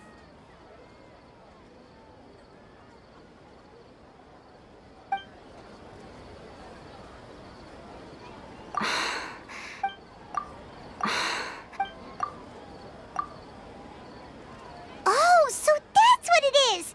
After the sound of the beep, the final space, the Sабzeruz festival, also disappears, and we're taken to the next day. Later on, Traveler also mentioned a bunch of new spaces materializing behind them. Do lots of new spaces appear every day?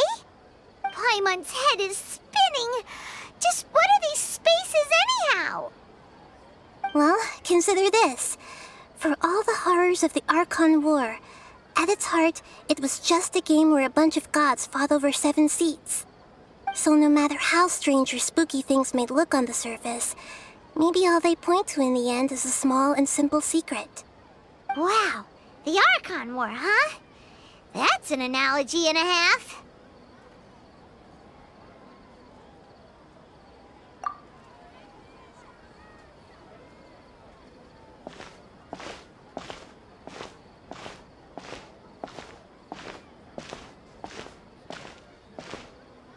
Hey, where are you going? Do you want some alone time to think? All right then, Paimon won't disturb you.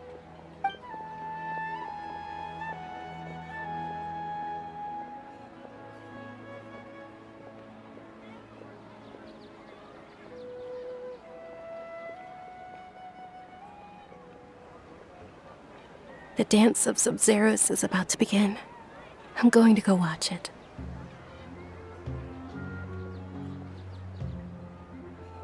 Okay. Why don't you go ahead, Dunyarzad? We still have some other stuff to do first. Okay then. See you later. Have you figured it out yet, Traveler? Time is ticking away. Awesome! What is it? Paimon wants to know. Oh, wait, no. Let's meet up with Nahida first. You can tell us both together. This time, we're gonna get to the truth. You're back! I've been waiting forever for you two.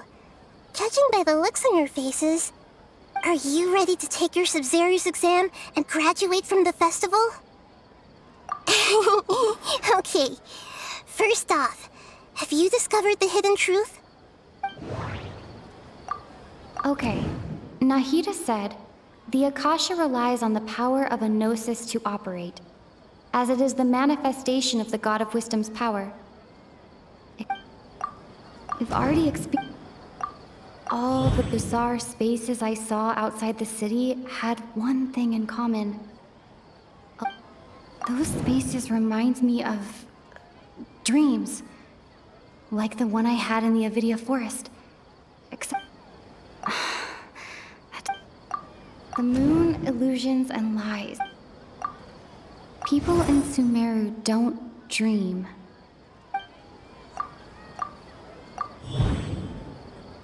We are all in a dream. It isn't that the people of Sumeru don't dream. Rather, the Akasha is taking their dreams from them. People in Sumeru think they don't dream, but the truth is the Akasha steals their dreams without them knowing it. And those spaces with no human presence are stolen dreams without their host. That would explain why they sounded so weird when she was trying to describe them. Huh. So people in Sumeru do dream after all. In fact, we're all in one big dream together right now. Correct answer. Now, how did you conclude that the Akasha is capable of this? And it grants knowledge to the people. The Akasha relies on the power of a gnosis to operate. It is the manifestation of the God of Wisdom's power. It compiles the wisdom of the entire populace.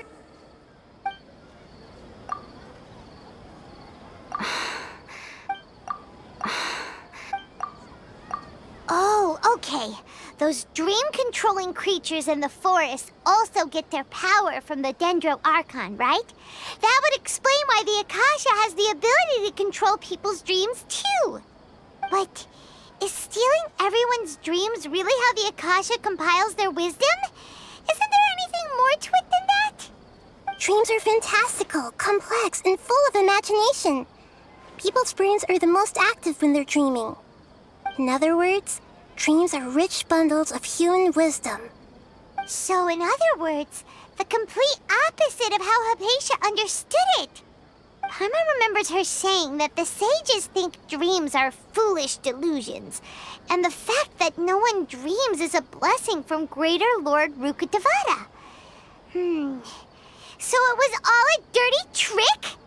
The real story is that the sages from the Academia are using the Akasha to steal people's dreams for their own use, huh? Oh? By the sounds of it, you understand the current situation pretty well. So then, what about the Samsara? We've already experienced the Sabzeruz festival. My mind...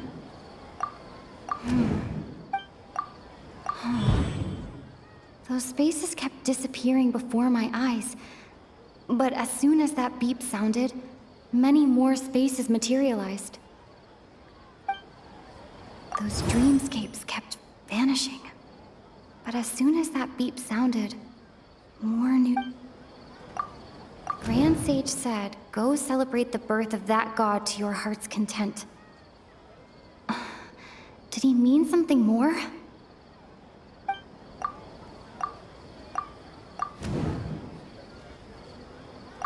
Correct. The Akasha is keeping each person's brain in a constant dream state, but also separating their consciousness from their own dream. Their disembodied consciousness is placed inside the collective dream of the Sabzeruz festival along with everyone else's, while their now vacant dreams are harvested by the Akasha. No one is any the wiser as another day passes in the dream, and so begins another samsara cycle. People wake up to yet another dream about the Sabzeruz festival. The dreams that belong to them are once again harvested by the Akasha, and so it continues. So, this is like a dream factory, and the Akasha is a dream harvesting machine. Did Paimon get that analogy right? Very good, Paimon. Using analogies well is an excellent habit to get into. Okay, so that beep we keep hearing is actually from our real-life Akasha terminals. Taking off our terminals in this dream doesn't do anything. All right, last question. Who am I?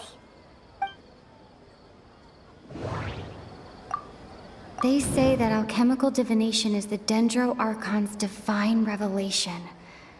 So then, if Nahida has referred to herself as the moon... Now that I think about it, wasn't illusions a hint that we're all dreaming? Now that I think about it, wasn't illusions hinting at the sage's deception of Sumeru's people? So you noticed. I thought that one would be the hardest question.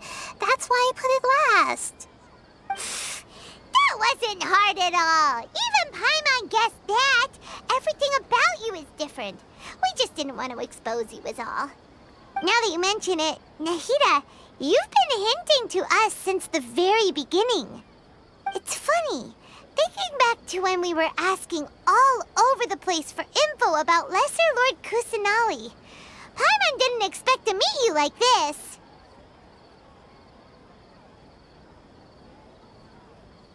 Yes, those can wait until we're back in real life.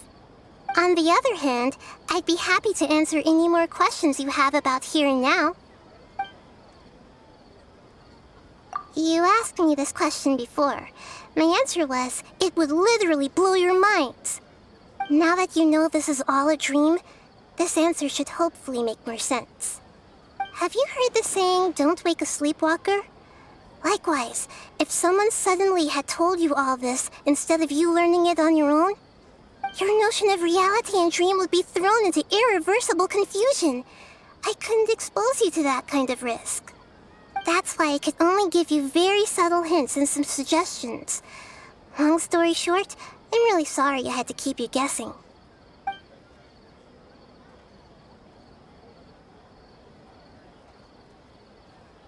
Firstly, this dream we're in is completely based on reality. People have already experienced this Sabzeruz festival, so it would be very difficult for them to find anything that strikes them as surreal. Secondly, you're probably wondering why people don't have any memories from earlier samsara, right? That's because people don't remember their dreams most of the time anyway. And in any case, their actual dreams are being taken away from them by the Akasha. So whenever they wake up in this dream of the Sabzeruz festival, they don't remember anything from their previous identical dream. That reminds Paimon. Traveler had a dream when we were in the Avidia forest, but couldn't see what it was about after waking up. Is that an example of what you mean? Yes. Only after receiving the blessing of Dendro can a person gain the Dendro element's dream-enhancing power. That explains the feelings of déjà vu. Meanwhile, everyone else has no idea that they are in the Sabzeruz festival samsara, while their dreams are stolen from them over and over again. Can humans really keep dreaming forever like this? Will it ever end? And if so, when? We might say your mental fatigue has already answered this question.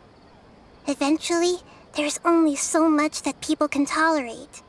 Especially those whose health is compromised to begin with, like Dunyarzad. This relentless exploitation takes an even harder toll on them. People's lives are at stake here, and nobody knows a thing! We've got to put a stop to this! I know, right? Why did they have to base this dream on my birthday? Could it really just be a coincidence? Even you don't know the reason? Wow, now that's strange.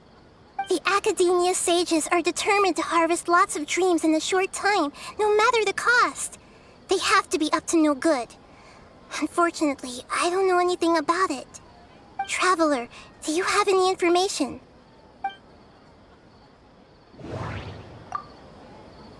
Grand Sage said, go celebrate the birth of that god to your heart's content. Celebrate the birth of that god? Could it mean... deceiving the people of Sumeru with no regard for their safety? No matter what they're trying to do, this is unforgivable. After we end the Sabzeruz festival samsara, we have to look into them.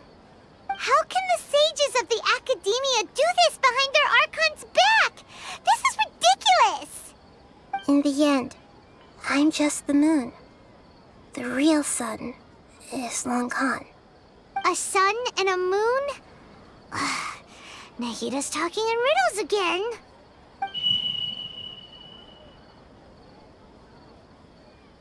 Oh, we're out of time today. I'll tell you how to break free of the samsara tomorrow. See you then.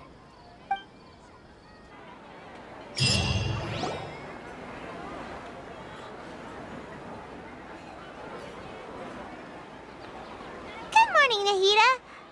Wait, now that Paimon remembers everything, should we instead say good morning, Lesser Lord Kusanali?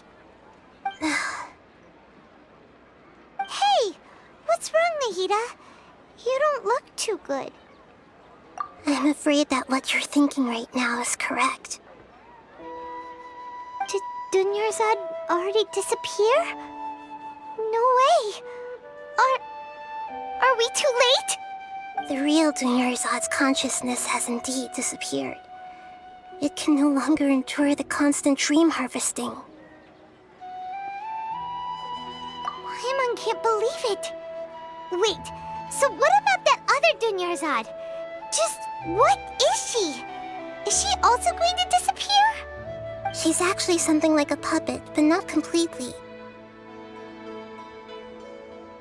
The real Dunyarzad's consciousness could no longer keep playing her role in this dream. So another Dunyarzad appeared to replace her in the dream. Just like the grass and the trees, that Dunyarzad is just a building block of the dream that helps to keep it going. But personality-wise, she's nothing like the real Dunyarzad. Puppets are stiff and can't copy a living person's vitality. After all, they're just there as filler.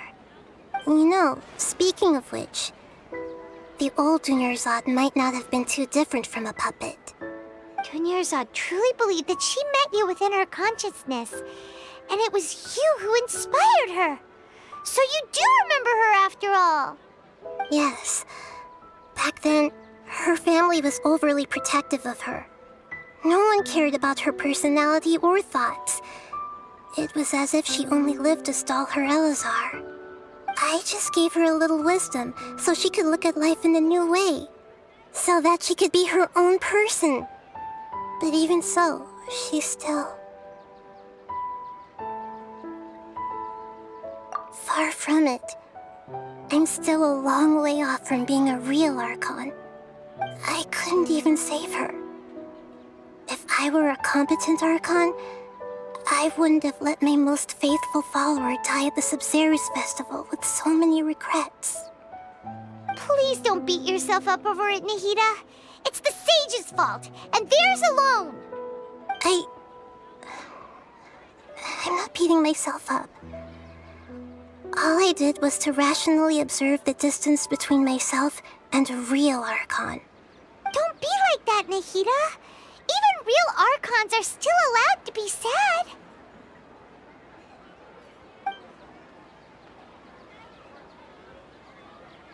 To prevent more tragedies like this, we must end the Samsara as soon as possible.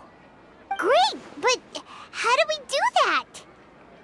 Although the Sabzeruz festival dream is under the Akasha's control, only humans can dream. Even the Akasha is unable to create them. That means this dream belongs to a host who created it.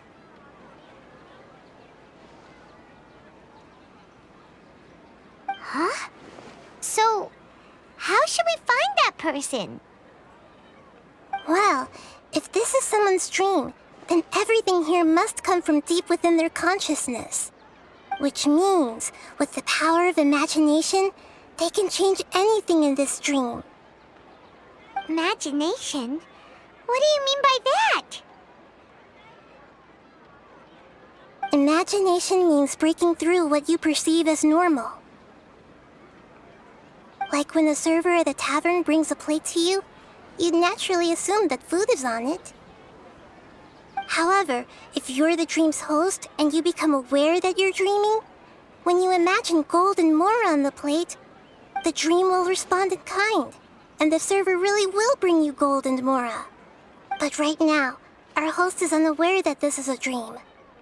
No matter how many times they're served, it will always be food. Find some way to make that person realize that they're dreaming.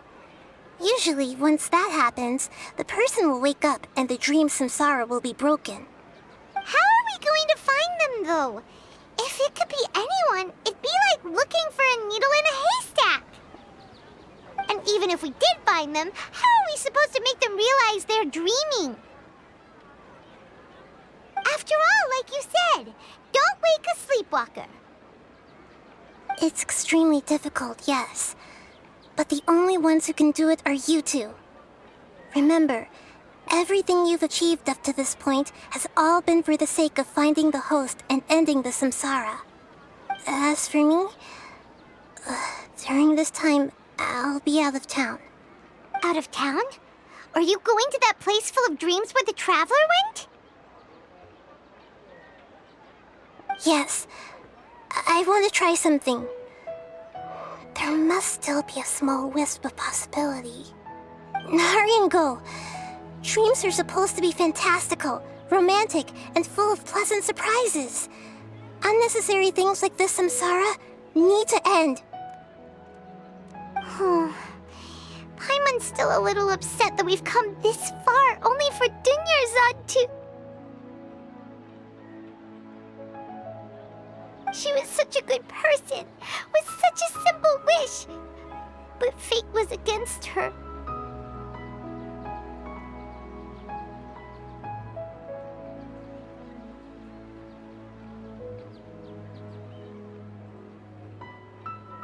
Yeah, saving Dunyarzad is what kept us going this whole time. But we mustn't lose hope, Traveler. Dunyarzad would definitely want to see us save everyone else. So let's break the samsara for her sake. Paimon's wondering, do you think the sages would get one of their own to be the host of this stream? Feels like it would be easier to control it that way, no?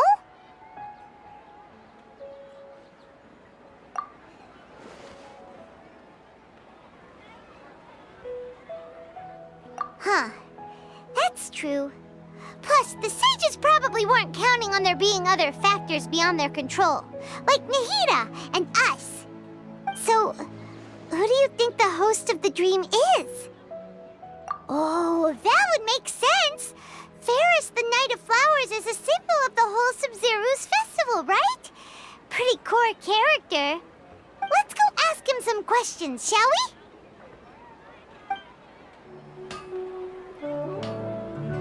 You're back. You left in a hurry last time. Is everything okay? Everything's fine, just... it's a little hard to explain. Would you mind taking part in a little experiment with us? An experiment? That came out of nowhere. I'm listening, though. What do you need me to do? Could you make a wish? You want me to make a wish? Is that a new Sабзеруз festival tradition or something? Less questions, more wishing! Okay. My wish. Okay. I'm a little nervous saying this out loud, but I want Miss Dunyarzad to be happy. Oh. I noticed earlier that she looked a bit down, and she wasn't really talking to anyone.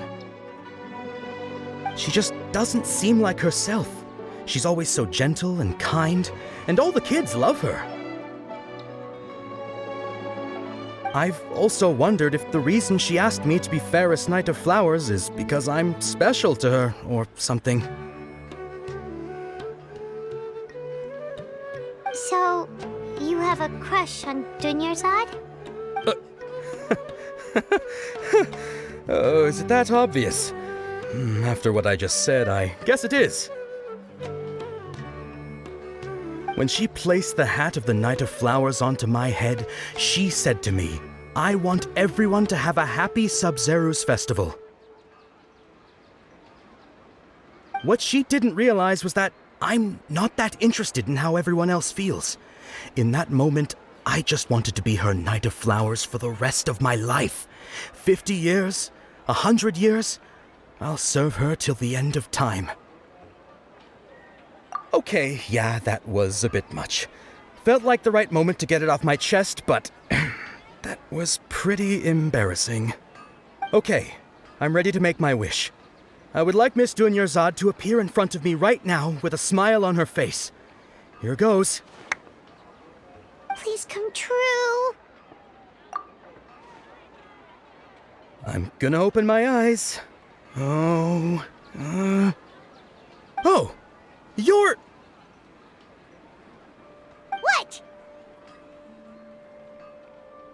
Fucky? Sorry, but only one portion of Yalda candies per person. Back home you go. Nice try, you two. Anyway, never mind. I don't need to see her appear right in front of me.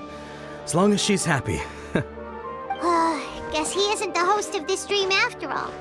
Should have expected it wouldn't be this easy.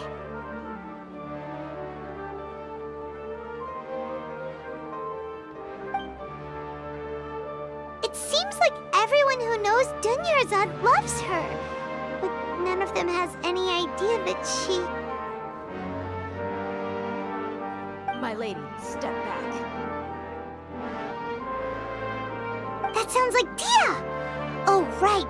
This is when Dunyarzad bumps into the kidnappers. Huh? But Dia can handle them. Hey, Traveler!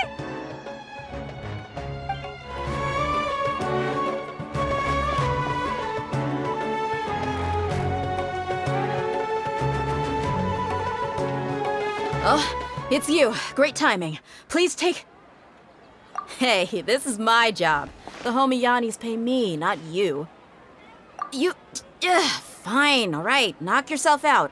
Why are you so worked up anyway? It's not like I don't trust your fighting skills. Anyway, watch yourself.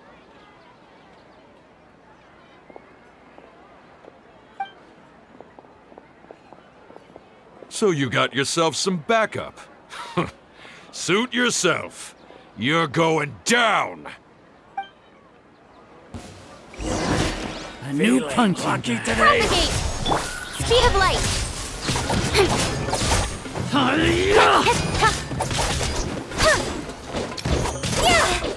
Incoming! Come on, coward! Nowhere to hide. Speed of light!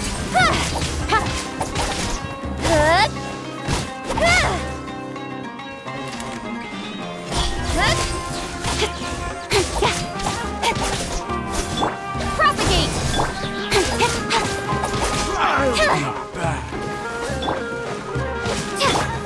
Incoming!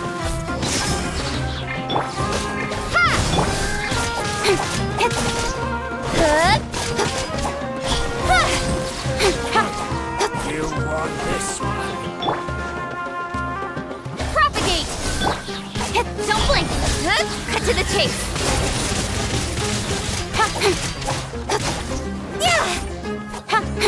Incoming! Scatter!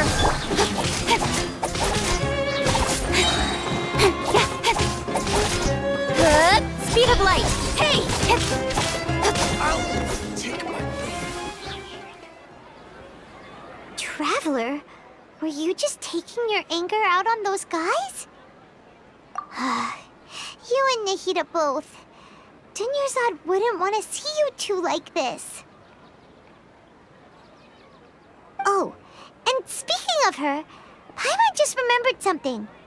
Remember how during the first Sabzeruz festival, before the Samsara started, we came here with Dunyarzad because she wanted to pick something up? She said it was because she had forgotten something. Okay, so Paimon's memory is working so far. Anyway, Paimon also remembers that she is staying somewhere around here. She pointed it out to us the night before the Sabzeruz festival.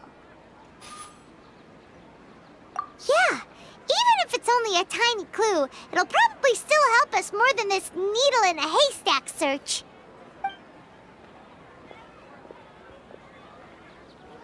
This is the place. It's rude to enter other people's spaces without permission, but desperate times call for desperate measures. Hey, the windows are unlocked. Okay, Paimon's gonna take a peek inside.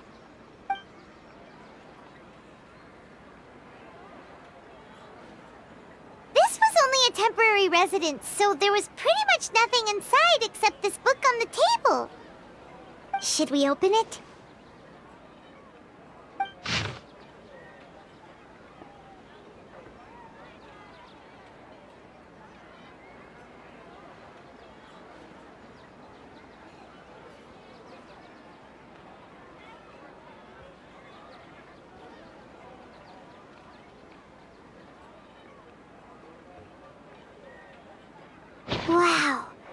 Dunyarzad wrote all of this. Sounds like she was always thinking of us even while we were away. Even though she was also busy preparing for the Sабzeruz festival and had all her health problems to worry about. She must have wanted to give this to us as a gift on the day of the Sabzeruz festival, right? If we hadn't found this book, we never would have known. But now that we know, we can't even thank her.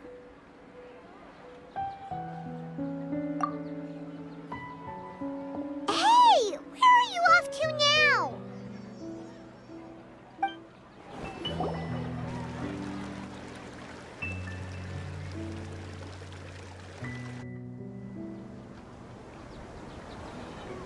It's Dunyarzad's puppet.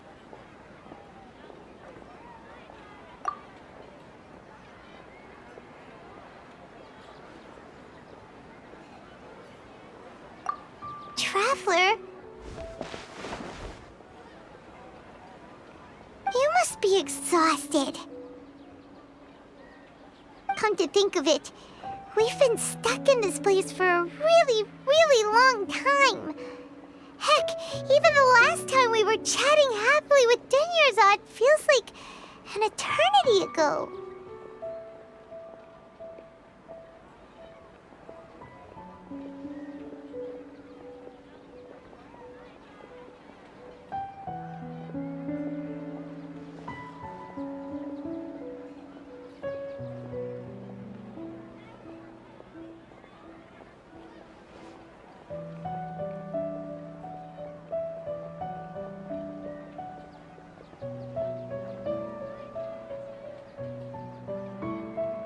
Paimon still remembers when we were sitting here, and the way her eyes sparkled when she talked about Nilu's Dance of Sabzeruz.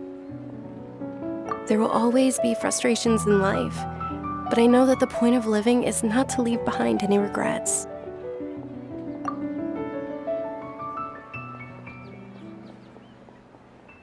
That was what the real Dunyarzad said, wasn't it?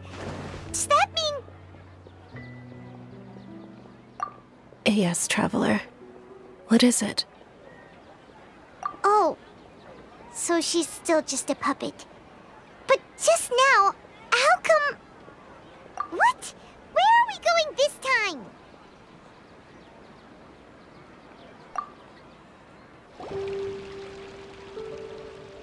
If you continue to resist, we will have to order an investigation into every single event organizer.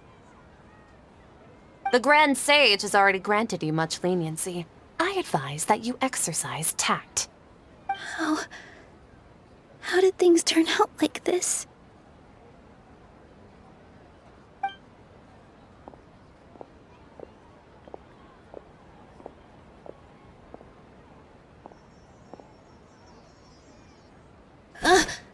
Traveler?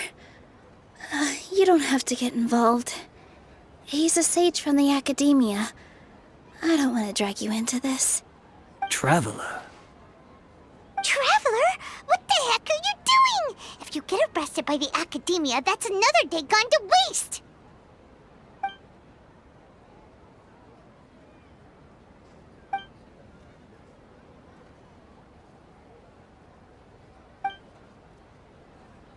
Wait, they're not reacting.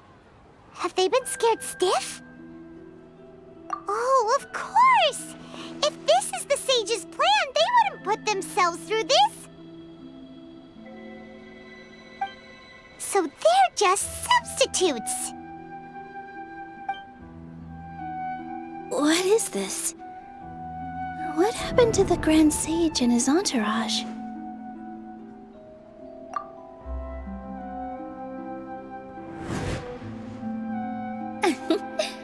Like I said, they symbolize the goddess of flowers.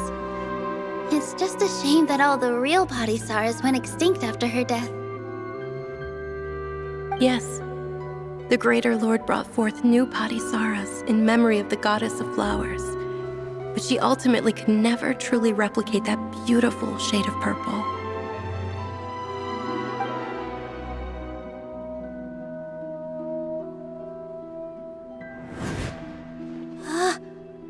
beautiful shade of purple. Aren't these flowers real Parisaras? Just like the ones from the legend? I didn't even notice. Tanyarzad, did you find these? But didn't you just say all the real flowers went extinct after the goddess of flowers passed away? So, Al? Yeah. What's going on here? Huh? You guys are acting weird. But okay, I'll try.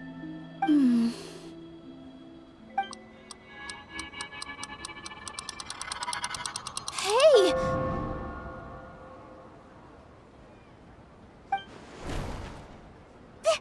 They disappeared! So Nilu's the host! What a surprise!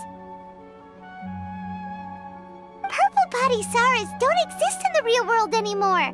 But in Nilu's subconscious, they can appear as decorations on the stage. It's just like the example Nahida told us. People assume there will be food on a plate, and Nilu assumed there would be real Parisaras in the flower pots. So when you saw the flowers, you instantly knew it was Nilu? But if we want to end the samsara, we need the host to become aware that they're dreaming. How should we make Nilu realize that? Am I dreaming? Huh? So I'm right.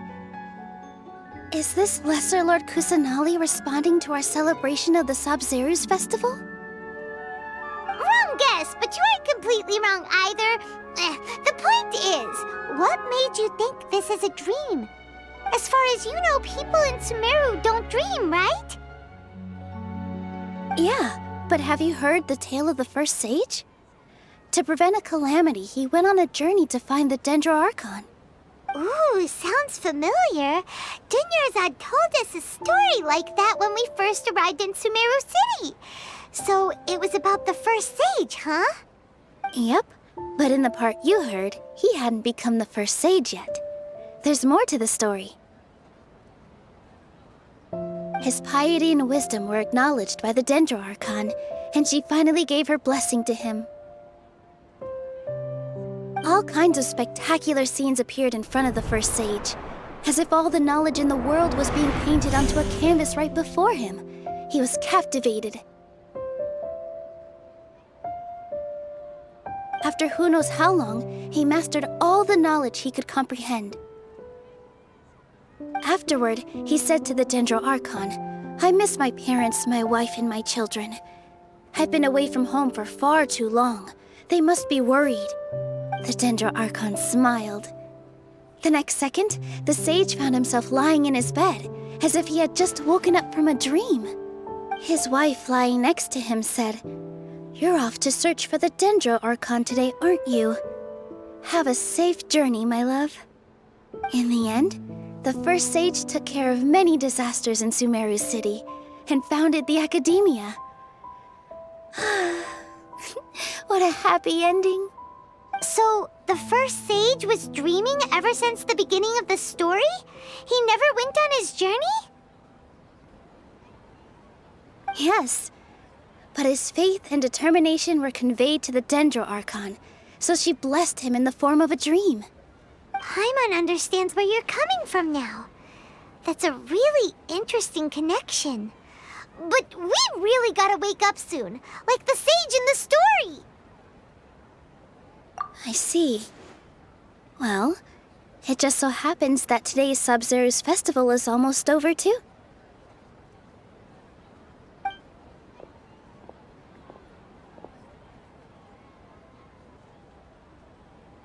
Since we're in a dream, let's make this final dance of Sabzeruz as beautiful as we can.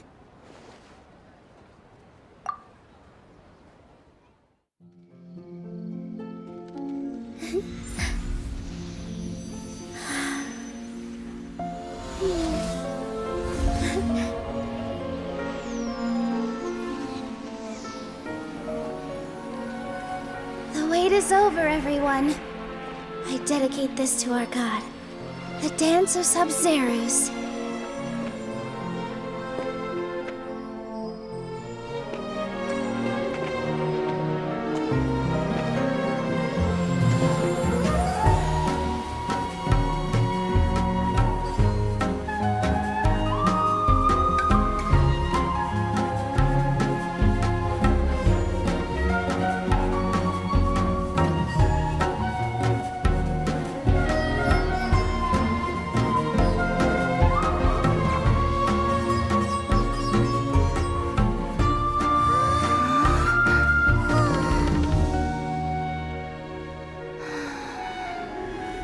I'd be lying if I said I had no regrets.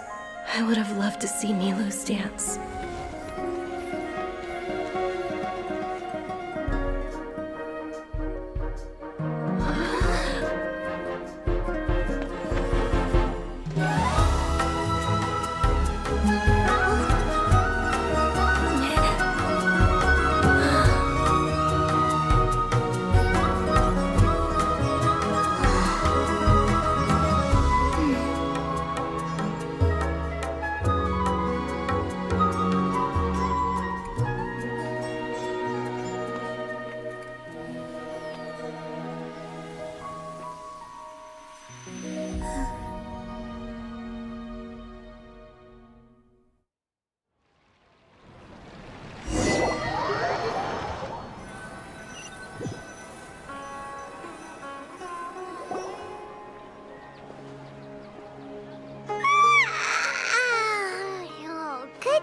Traveler. Oh, Paimon feels like she's been asleep for the longest time. Paimon's head feels super heavy. Did we oversleep? Do you even remember going to sleep last night? Paimon thinks it was after the Sabzeruz festival. The Sabzeruz festival! Have we finally escaped from the Sabzeruz Samsara? Quick! Take off your Akasha terminal!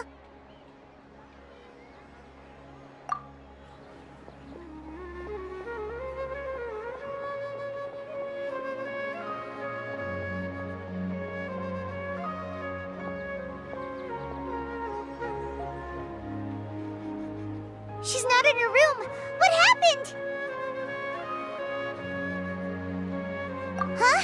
What usual spot?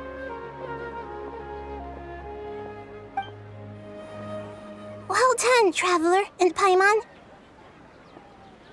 And thank you, Dunyarzad, for organizing the Sabzeruz festival for me. I'm sorry, who are... Dunyarzad! You're okay! Oh, don't scare us like that! Oh, a Traveler, Paimon. I have something amazing to tell you. I just had a dream, and I saw Nilou performing the Dance of Sabzeruz.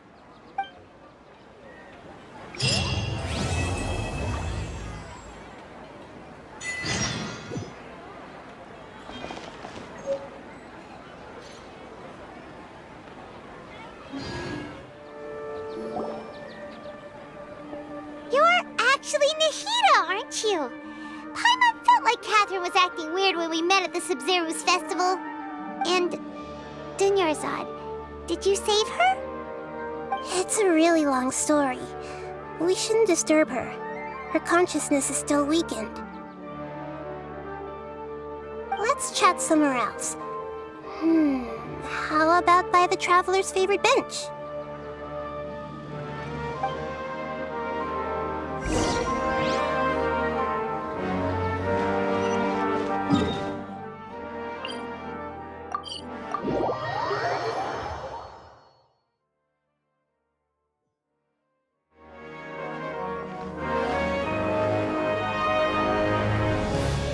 Let's talk about Dunyarzad first. It's such a relief that she's all right. After we parted on the last day of the Sabzeruz festival, I left the city and saw what the Traveler had described. Among the countless dreams, I found one that was growing fainter and fainter. This proved my suspicion. Once Dunyarzad could no longer bear the Akasha harvesting her dreams, her consciousness began to dissipate. But this also meant it escaped the Akasha's control. Such a small fragment of consciousness can't last for very long, though. It will return to its original dream, where both will gradually fade until they completely disappear. I used all the power I had to keep her dying dream alive as long as possible, but it still wouldn't have lasted for much longer if it hadn't been for you two breaking the samsara. So it looks like we did manage to save Dunyarzad in the end. And not a moment too soon. Huh? Why are you two you smiling so happily? I thought you'd be so moved that you'd start crying.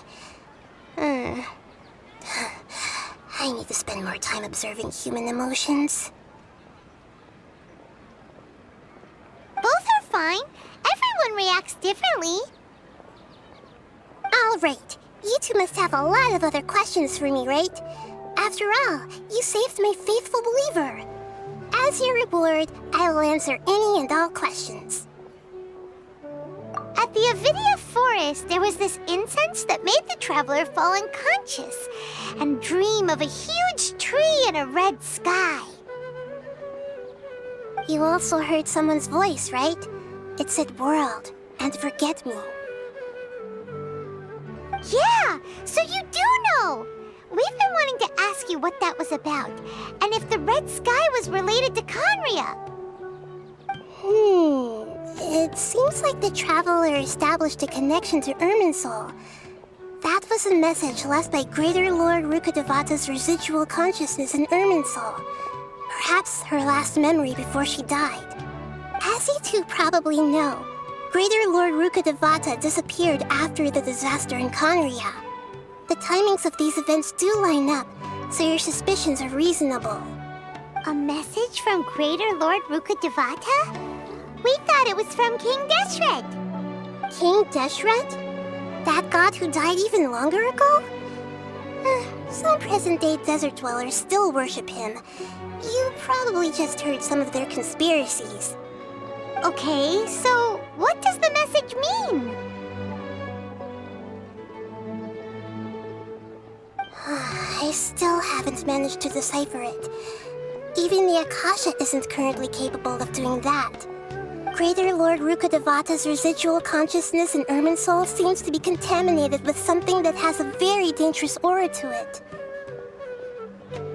Many devoted scholars go mad as soon as they connect their consciousness.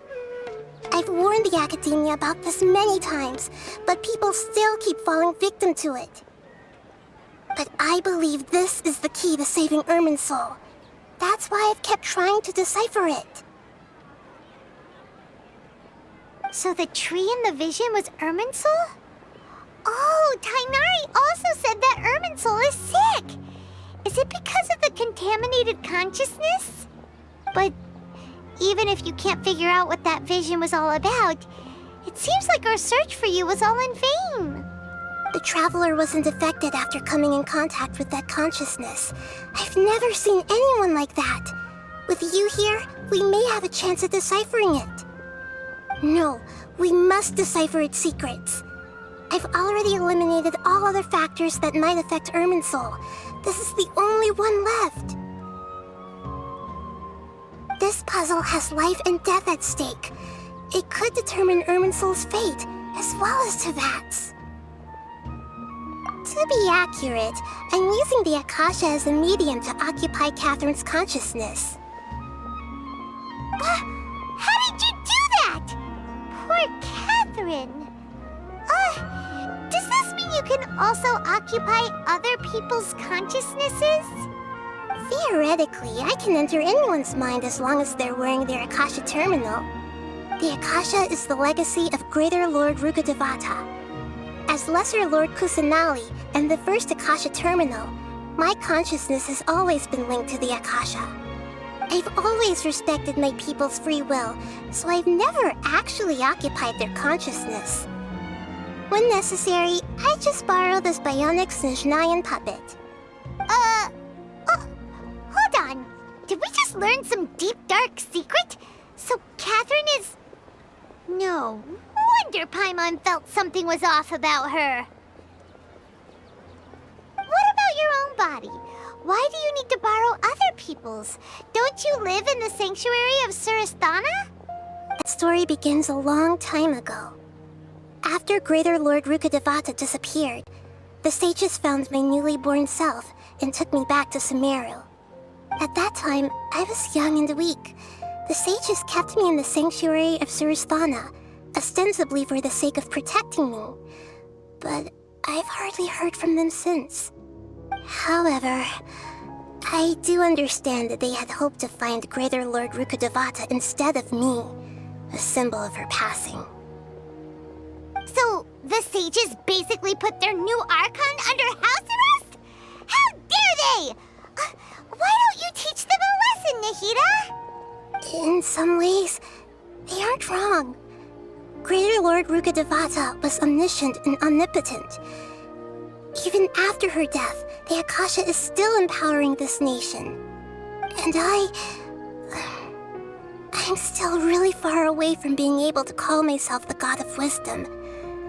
Moreover, the Academia is also more proficient at governing this country. My existence has little meaning. Yeah, you got a lot of believers. Just look at the Sabzeruz festival. Everyone who showed up truly loves you. Thank you for the kind words. But I honestly don't need physical freedom as long as I can connect my consciousness to the Akasha. Trying to find a way to save Irminsul is my life's mission and top priority. I will work on that, and try to live up to being a deity in the meantime. Every once in a while, I will also take up the duties of the God of Wisdom and enlighten a lost soul here and there. Doing all that should be enough. There's never been any big problems with the Academia's governance of Sumeru. This is the first time I've seen them step out of line. I wonder what caused them to go down this path, and what they hope to achieve. Even though the city's residents haven't noticed anything strange, if the traveler hadn't broken the Sabzeruz samsara, the situation could have become dire. I tried to do some investigating in the Akasha, but I couldn't find anything suspicious. And all the people of interest seem to purposely avoid wearing their Akasha terminals. I think they're deliberately trying to hide something. Oh, that reminds Paimon. In Gandharvaville, there was a sage who had invited Tainari to join some kind of project. Could it be related? Regardless, I need to first investigate the sage's motives, make things right, and punish them if needed. But I'll have to be discreet, or they'll see me coming. You mean how the Akasha stops you from having dreams? Yeah, it's been such a long time. No one's noticed something's up? It's not that no one noticed. It's more like no one cared. Ultimately, it's all rooted in the sage's misdirection. Misdirection? The sages convinced everyone to believe that being unable to dream is a sign of rationality and wisdom. Not dreaming is a badge of honor in Sumeru, even if the truth is that their dreams are being reaped by the Akasha. With their propaganda in place, the sages can maximize their use of the Akasha to facilitate their research. Besides, Greater Lord Rukkhadevata must have created the Akasha in the hopes that it could be used to its full potential. That's why I've never come out strongly against this. Anyway, the perspective advocated by the sages drowned out any voices of doubt. By now, even those who never use Akasha terminals find it too shameful and embarrassing to talk about their dreams. Got it! I hope my answers were satisfactory, seekers of knowledge. To be honest, maintaining Dunyarzad's fading dream took a lot of mental energy. I think I may need to rest for a while. Oh, and you don't need to worry too much about the sage's activities for now. The Akasha won't be able to conduct another project on the scale of the Sabzeruz samsara in the immediate future. Go and get some sleep. Leave everything to us. What a relief. This is truly the most exhausting birthday I've ever had. Traveler? Paimon? Why am I here? Do either of you know? Maybe you were sleepwalking. You know you can't wake up a sleepwalker. We happened to walk by, so we thought we'd wait for you to wake up. I see. I should visit my maintenance personnel sometime. Oh, I'm fine. I better go. Thank you.